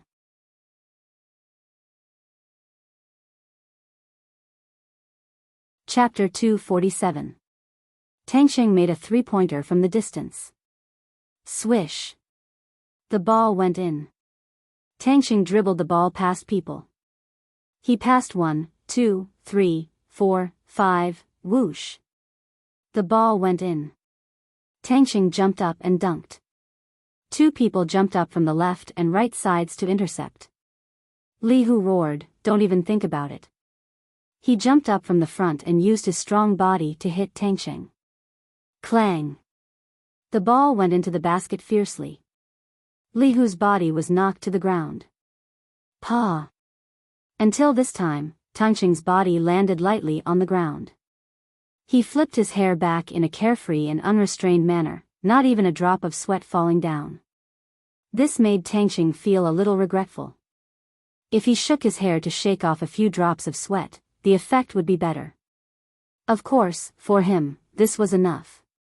Tangxing! Tangxing! Tangxing! The cheers of the students almost overturned the court. Tangxing's name resounded throughout the campus. There were also countless students rushing towards the court. Of course, most of them were girls. Tangxing was originally Rosefinch's most handsome boy, but he was usually low-key. He rarely showed his talent in any aspect. Today, under the pressure of Fang Yan, he ran to play basketball. Then, the girl's blood and passion were instantly ignited. Handsome facial features, strong body, extreme speed when running, elegance when dribbling the ball, dominance when doing a slam dunk. God, how could there be such a handsome boy? They fainted. The girls felt that they had difficulty breathing and lost all their strength. Tangxing was originally unwilling to play. As a warrior who practiced internal martial arts, he felt that playing basketball with these guys was bullying. This was also the reason why he was absent from this game. Before, Fang Yan did not think of letting Tangxing play because Tangxing would lose his competitive spirit when he played. He could win the whole game by himself. The existence of other teammates was meaningless. At that time, this competition would become his own game, and it would be quite boring for the others to play. However, after Huang Haoren got injured, Fang Yan decided to teach those who didn't know how to respect others a lesson. If they don't reflect on their actions, they don't deserve the glory of victory. Sure enough, after Tangxing left the stage, the situation became one-sided. Li Hu fell to the concrete floor under the blue net. The basketball fell from the blue net and landed heavily on his body. Li Hu gasped for air, feeling his heart beating fiercely. He looked at Tangxing with fear in his eyes. It was too terrifying. It was too terrifying. He couldn't stop him if he wanted to, couldn't catch up to him if he wanted to, couldn't jump high if he wanted to, and couldn't win if he wanted to. This was the first time he felt so powerless on the court. They were like a group of children, and Tangxing was like a giant among a group of children. Although they looked stronger and taller than Tangxing, they were not on the same level as Tangxing. Tangxing alone was enough. Tangxing did it alone. This was the thought of everyone in the stadium. When the ball was in their hands, Tangxing sprinted and the ball was in his hands. Then he ran quickly and left them in the dust. Finally, he scored successfully. When the ball was in Tangxing's hands, Tangxing ran quickly. They couldn't catch up with his speed at all, and then they watched him score successfully. In the last 5 minutes of the third quarter, Tangxing scored 39 points alone. He almost didn't waste time. He took the ball and ran, grabbed the ball to attack, didn't look at the long shot, and turned and ran after the shot. When Li Hu and the others were still staring at the trajectory of the basketball and praying that the ball wouldn't go in, he had already run to the side to defend. The only thing the Class 11 players could do was to waste more time when they were serving or dribbling the ball. They wanted to finish the third quarter as soon as possible. It was too exciting, and they felt that they couldn't bear it. Moreover, as Fang Yan said, after Tangqing played, the Class 11 players didn't get a single point. Except when they were serving, they didn't even have a chance to touch the basketball. The muscles on Gu Sini's face twitched, and he roared angrily, "This is cheating.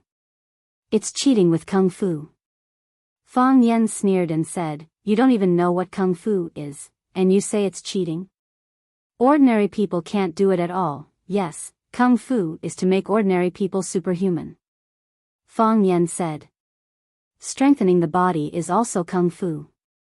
Improve your speed, exercise your physique, strengthen your jumping ability. As long as Tangqing doesn't foul, everything he does on the court is reasonable. If possible, I hope that every player in the Chinese football team knows Kung Fu. Then, they can go out of Asia to the world and win every World Cup. At that time, will the opponents from other countries say that it's a foul just because they know Kung Fu? Unreasonable. Gu Sini left angrily. He didn't want to watch the game anymore. Fang Yan looked at the Class 9 students around Tangqing thoughtfully. It seems that it's time to let them develop morally, intellectually and physically. In the principal's office, Zhang Xiaofeng looked at Fang Yan and said, "It's just a game, the students are injured, it's not good." "It's because the students were injured, that's why I'm so angry." Fang Yan explained. "Principal Zhang, you know, I'm not a stingy man. Even though Director Gu assigned me a utility room, I never held a grudge against him. I didn't expect that they would hold a grudge against me. Isn't this unfair to me? How can there be absolute fairness in this world?" Zhang Xiaofeng said with a smile. "Tell me, what do you want to do?" "I want to change the morning self-study time to sports training," Fang Yan said. Zhang Xiaofeng pondered for a moment and said, "The school has 2 PE classes every week, and there is a break every morning. Principal Zhang, 2 PE classes a week is absolutely not enough. It doesn't improve the student's physique. Everyone should be lazy during the 20-minute break, and it's easy to be perfunctorily passed by them." "What's your idea?" "I want to take them to learn Tai Chi," Fang Yan said. "Tai Chi has a good effect of strengthening the body, and the movements are gentle and gentle, neither too fast nor too slow. It won't let the students do difficult movements and cause strain. It can dredge the meridians, eliminate stress, concentrate the spirit, and improve the students' learning ability." Zhang Xiaofeng thought for a while and said, "I can't promise you. Because it's too risky. Even if I'm the principal of the school, I don't have the right to change the students' learning subjects at will. However, you can try it in Class 9.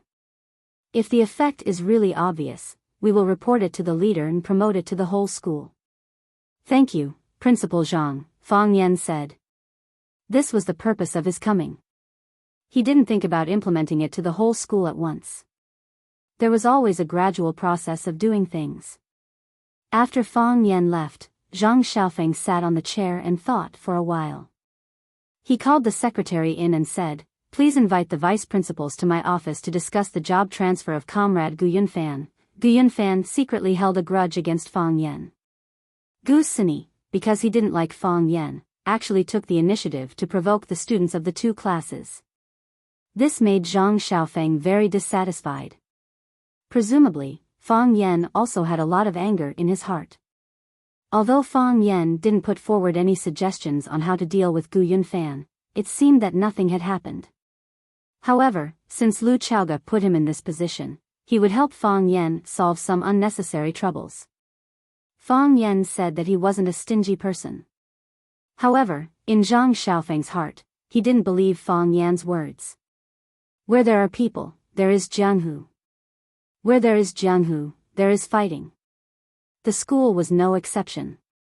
The next day after the game, during the students' morning reading time, Fang Yan took the students to the playground to run. Fang Yan's plan was to run for 10 minutes to exercise, and then take the students to learn Tai Chi in the rest of the time. Fang Yan, who was dressed in white, took the students in white to run and practice Tai Chi, which once again became a hot topic of discussion in the school. One tael of gold for one incense. The best incense was more expensive than gold. The office was spacious but also simple. There wasn't even a desk, a chair, or even a bookcase. Most of the space was blank. However, in a copper stove in the corner of the room, spices that were more expensive than gold were burning. A graceful and beautiful young woman was lying on a chair, casually flipping through a fashion magazine. The office door was pushed open, and a woman in black walked in with her head held high. She didn't say a word and just handed over the folder that she had prepared in her hand. The young woman took the folder and glanced at it. She said indifferently, "No matter how cunning a fox is, it can't hide the stench on its body. Give the kid a copy of the folder." The woman in black was stunned and said, "They dared to make a move on Mississippi. Don't we need to directly eliminate them?" The woman closed the magazine in her hand and put it on the table in front of her. She said, "Aren't we already doing this? But, he's only one person. If he can't even do this kind of thing well, what right does he have to bear my daughter's love?" The young woman asked. Tian has never been wronged like this before, never. If he were to take revenge, Tian would probably be happier, right? What woman doesn't want the man she likes to kill the demon that imprisoned her? I understand. The woman in black responded and left with the folder. The young woman stood up and stood in front of the floor-to-ceiling window. The light was bright and beautiful, and her temperament was otherworldly. However, her eyes were bitingly cold and fierce. She was very angry.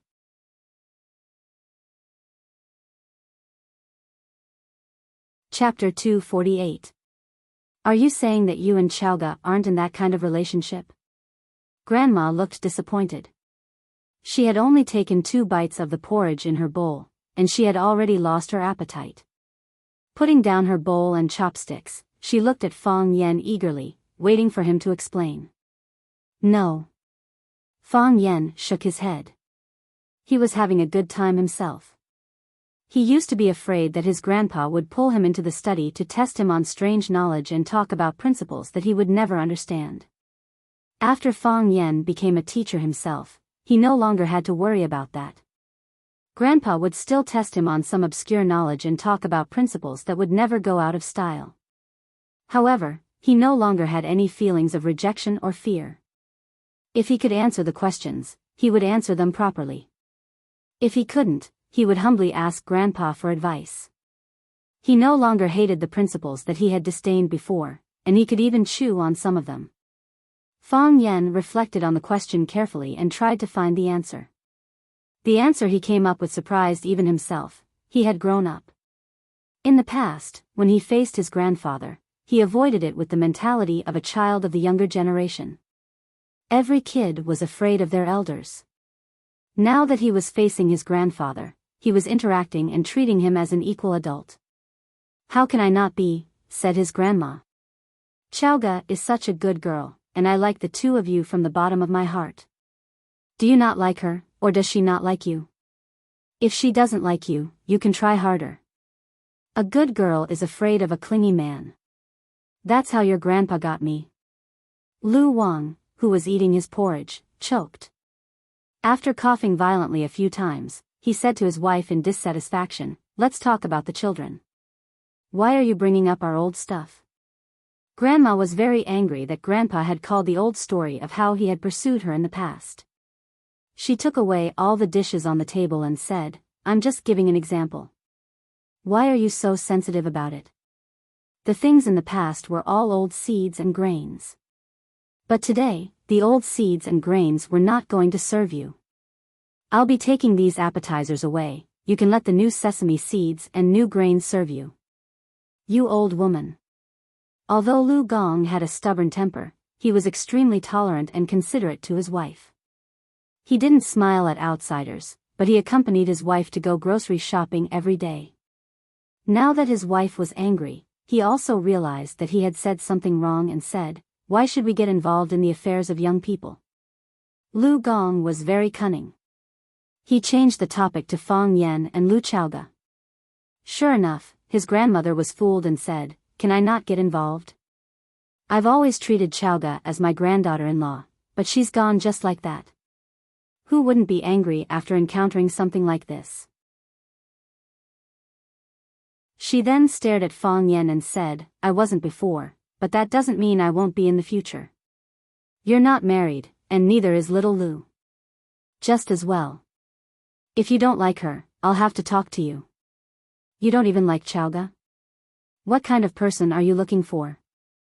After a pause, his grandmother looked at Fang Yan in horror and said, "You can't possibly like that female student, right?" "What female student?"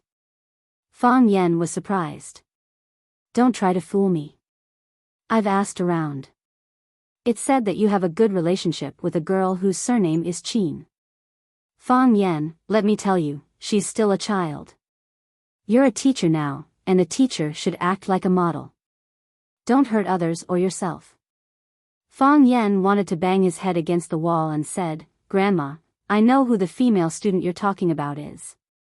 But I just treat her as my student, and she treats me as her teacher. We have a very pure teacher-student relationship." Was it really like that? Fang Yan felt a little guilty. Moreover, there had been no news from Qin Etienne since that day when he disappeared. Was she doing well? Fang Yan felt a little sad. "Is it really like that?" his grandmother asked suspiciously. "I heard it from someone else's mouth. I heard that you two have a scandal. I also have a scandal with Lu Chaoga. You must have heard it too, right?" Fang Yan said grumpily. "Yes. I heard it. Your grandpa and I thought you two were a couple because of the scandal," his grandmother said. "Besides, you're living in the same house. Why can't you be a couple? I'll ask Chaoga to come to our house for dinner tomorrow, and I'll talk to her," his grandmother said. "You don't have to worry about it." Fang Yan felt even more depressed. How could he not care that his grandmother was looking for a wife for him? However, he wouldn't argue with his grandmother. He just needed to make things clear. Why should he make things too intense and hurt the old lady's feelings? After dinner, Fang Yan ran away in a panic. He was no longer afraid of his grandpa, but of his grandmother, who kept urging him to solve the problem of his life. Every morning, he would take his students for a morning run, do Tai Chi, go to class on time, go to Qingfeng Tea House for tea, and go to his grandpa's house for dinner. Fang Yan's life was peaceful and comfortable. As the days went by, it was hard to notice the passage of time. If it weren't for the fact that the decisive battle between Fang Yan and the Chiba army was getting closer and closer, Bailey Lu came. When Fang Yan came back from his grandma's house for dinner, he was standing in the yard waiting for him. Fang Yingying and Fang Haohan, the two cowards, were accompanying him. Fang Yan didn't want to ask him how he avoided the security at the school gate and accurately found the courtyard where he lived. It was not a difficult thing for people like them. He was just curious about why Bailey Lu, who had been beaten by him last time, now took the initiative to wander in front of him. Seeing Fang Yan come in, Bailey Lu grinned. His hair was cut, and his clothes were changed. He no longer looked like a savage who ran out of Shenangjia, and he didn't have the disgusting sour smell on him. He looked fresh and bright when he smiled, and he looked like a very attractive man. However, he still had those annoying big mustaches. Bailey Lu saw Fang Yan come back and said, "You're finally back." Fang Yan looked him up and down and said, "You've cut your hair and changed your clothes. I don't remember that you won against me last time. Going back on your word is not what people in Jianghu do, right? Last time, I stood on the top of the mountain and shouted at you for a long time. I asked you to go up and fight with me for 300 rounds.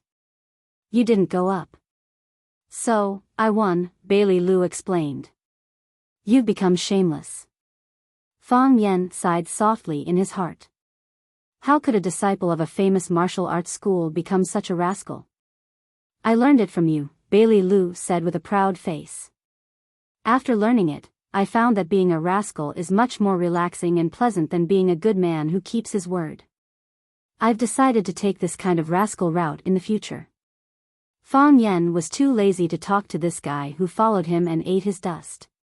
He asked, "Say it. What are you doing here?" "I'm here to challenge you," Bailey Lu said. Fang Yan's eyes turned cold and he said, "Are you serious? I'm standing in front of you.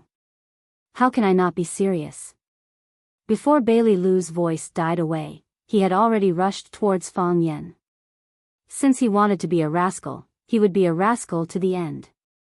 Attacking first without greeting was the style of a rascal. Bailey Lu did not bring his big wine pot this time, but his fists were waving vigorously. A pair of iron fists were clenched and smashed towards Fang Yan's head. One punch could probably smash Fang Yan's head into pieces. Fang Yan also took the initiative to rush towards Bailey Lu.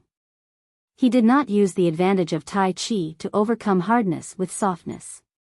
Instead, he met force with force and wanted to send Bailey Lu flying with a heavy punch. Boom, their fists collided. Bailey Lu's feet did not move, but the shoes under his feet rolled up the bluestone bricks on the ground. The bricks flew in the air, as if there was something on the ground that pushed them up with great force.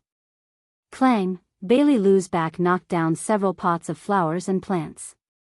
Fang Yan's body trembled as he watched. This guy had to beat him up. Otherwise, he would not be able to explain to Lu Chaoga, the woman who was crazy about flowers. Bailey Lu looked at Fang Yan, who was standing in the same place and looking at him angrily.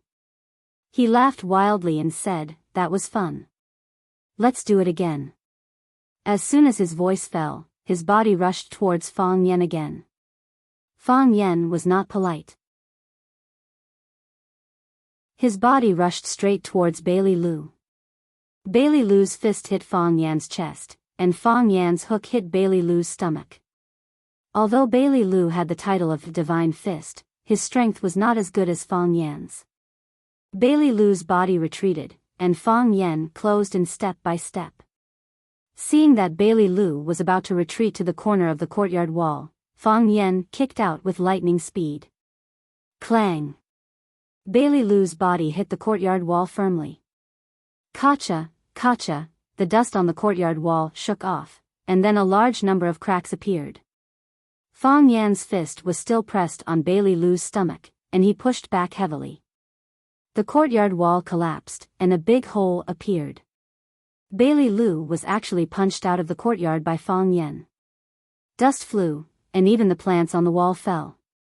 Bailey Lu fell to the ground, and the bricks and various green plants that fell later buried his body. Fang Yingying and Fang Haohan both gasped at the same time. This was a school. Was it really okay for them to fight like this? Fang Yan did not stop. He lifted the well cover in the courtyard with both hands and threw it at the stone mountain where Bailey Lu was lying. Boom, the well cover was too heavy, and it crushed a lot of bricks and plants. If it was an ordinary person, his bones would have been crushed. This big well cover was on the top, which was equivalent to burying Bailey Lu alive.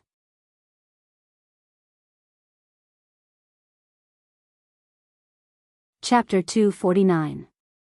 The pile of stones was silent, as if Bailey Lu had been killed by the heavy manhole cover. However, Fang Yan was still vigilant. Even Fang Yingying and Fang Haohan did not believe that Bailey Lu had been killed by junior martial uncle just like that. They stood behind Fang Yan and looked at the movement under the pile of stones from a distance. Boom! It was earth-shattering. The patio cover on the top suddenly bounced up and flew high into the sky with the whistling sound of the wind. The bricks that covered Bailey Lu's body also flew up, entangling and hitting each other. A huge body stood up straight from the ground. With a kick of his feet, he jumped high into the air. Bailey Lu did not let them down. He jumped very high and grabbed the patio cover that was about to fall from the highest point. He held the patio cover with both hands and moved his feet in the air. He rushed towards Fang Yan, who was standing in the yard. He flew over the courtyard wall and held the patio cover with both hands. He rode on the clouds and rode on the mist with great momentum. The patio cover was his weapon of attack. He was going to use the cover to kill Fang Yen directly. Whoosh, the wind was howling, and the broken branches on the ground were blown up. Fallen leaves fluttered in the air like countless butterflies dancing around Fang Yen. Fang Yen stood where he was and prepared to take this attack head-on. Fang Yen, go to hell! Bailey Lu roared. He took advantage of the situation from above.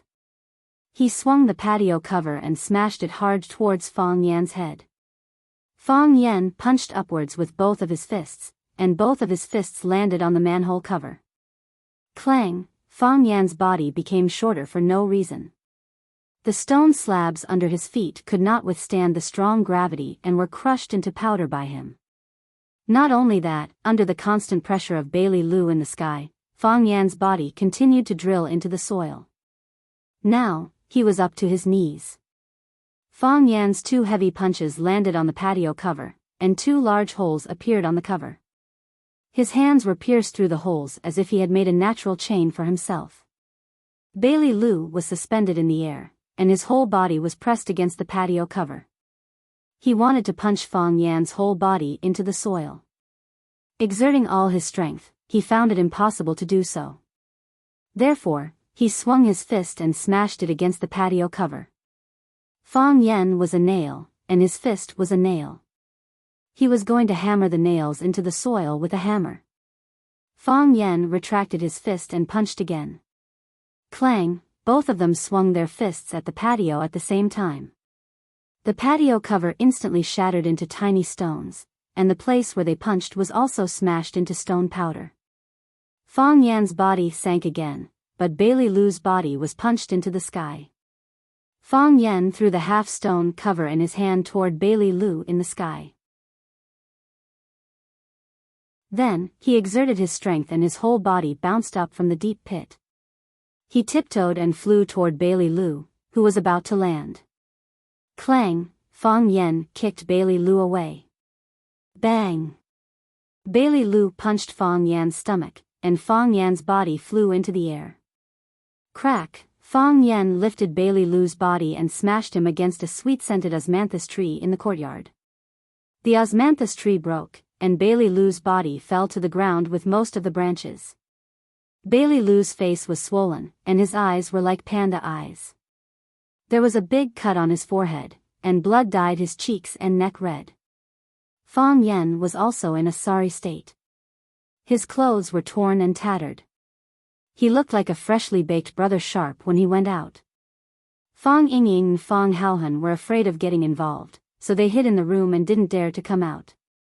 They just peeped at the fight through the window. Fang Yen and Bailey Lu fell to the ground, panting. The blood on Bailey Lu's forehead flowed into his mouth, but he didn't intend to wipe it off. He said, "I know you were injured some time ago, and I know you're angry. I know you need to vent your anger to face the challenge of the Qianya army. Fang Yingying and Fang Haohan can't do it. They're not strong enough. I'll come over and fight with you. I'll let you beat me up. Do you feel better now? You've vented your anger, haven't you? We're on the same side, and it's just a matter of not changing clothes for a few months and not getting a haircut for half a year. Even the Japanese dared to bully us. We can't be careless about this. Beat them until even their mothers can't recognize them. There's nothing I can do to help you. I'll give you some confidence."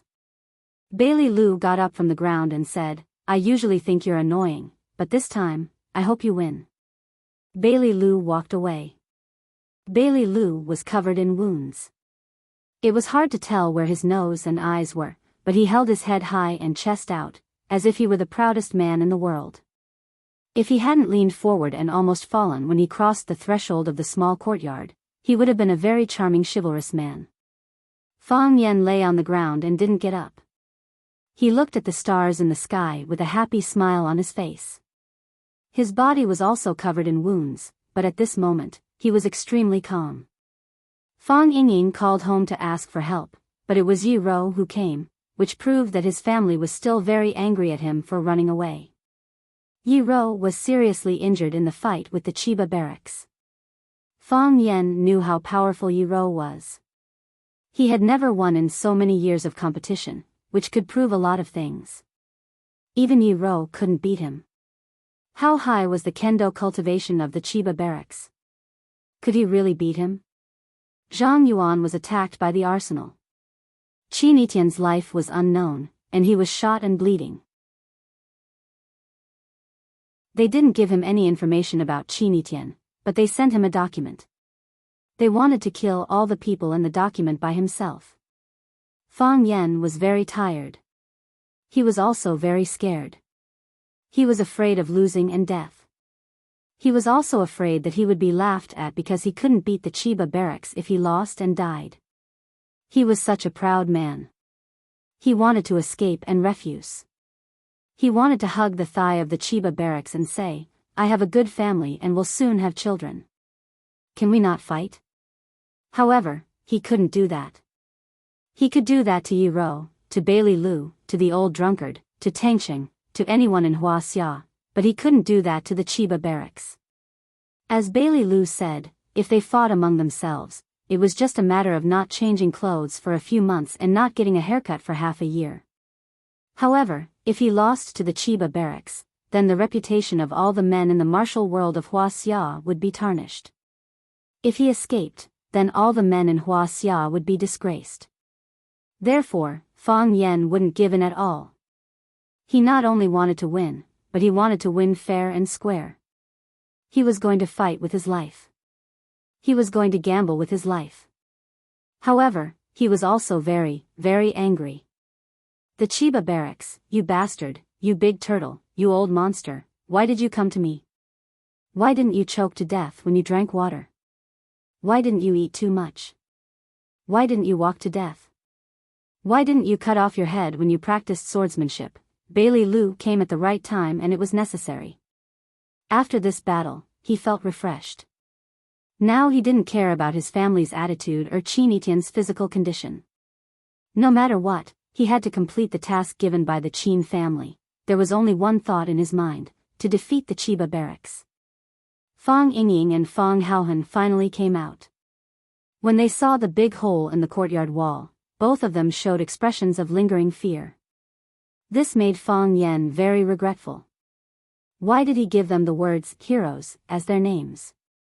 It was such a good word, but it had been ruined by these two cowards. Junior Marshal Uncle was lying on the ground, and they didn't dare to stand. Fang Yingying was lying on the left side of Fang Yan, and Fang Haohan was lying on the right side of Fang Yan. Fang Yingying said, "Bailey Lu is a good person, but his character is a little bad." Bailey Lu said that Fang Yingying and Fang Haohan were not good enough because they were not strong enough. This sentence offended both Fang Yingying and Fang Haohan. They decided that they would never play with a guy like Bailey Lu, who spoke ill of others in front of others. Actually, Fang Yingxiong and I also thought of sending ourselves up to be beaten up by little Uncle Master. However, we were afraid that we wouldn't be able to appease little Uncle Master's anger after being beaten up. Heroes, heroes. Fang Yan looked at the brightest star in the sky and said, "Tell me honestly, do you think I can defeat the Chiba barracks?" Fang Yingying said without thinking, "Of course. In my heart, Junior Marshal Uncle is invincible. Not to mention the Chiba barracks, even if the father of the Chiba barracks came, he would be killed by Junior Marshal Uncle with one slap." "I know. You mean that I can only beat the father of the Chiba barracks, right?" Fang Yan asked. You had to listen to the words of Fang Yingying and Fang Haohan skillfully.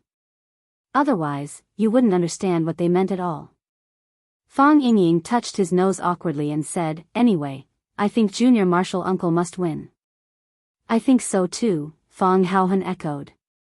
Fang Yan sighed softly and said, "You don't think that I can beat the Chiba barracks? Otherwise, why would you go and use that kind of trick on him? I am your Junior Marshal Uncle, so you have to stand on my side and cheer me up. Yi Ro thinks that I can't beat the Chiba barracks, so she came. Bailey Lu also thinks that I can't beat the Chiba barracks, so he came. My parents, Grandpa, and the old drunkard all think that I can't beat the Chiba barracks. So they didn't say anything. Everyone thinks that I can't beat the Chiba barracks, but no one stopped me from fighting him. They don't want me to die, but they can only watch me die. To be honest, I'm not angry at all. If the Chiba barracks challenged Yi Ro wouldn't have backed down. If he challenged Bailey Lu wouldn't have backed down. As long as he challenges the warriors of Huaxia, no one will back down. Martial arts are in the East, and the martial soul is in Huaxia. This is not stupidity, but pride from the depths of our bones. Yes, we are so proud. Even if they were to die in battle, they would not show any signs of retreat or fear towards them. These things should only be shown on them. Fang Yingying, Fang Haohan, if I die, don't be sad for me, Fang Yan said softly, his face shining. Because I will die with pride.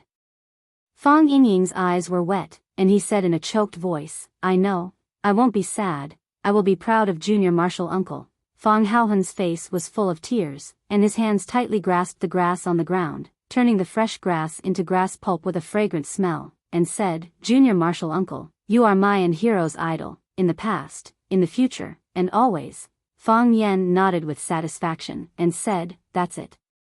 Practice hard and help me take care of my parents. Don't think about challenging the Chiba barracks to avenge me. If you have the chance, kill his son, Chiba barracks. You're tuning into the Romantic Tales YouTube channel. Don't forget to subscribe and join us on this journey to catch the most captivating stories.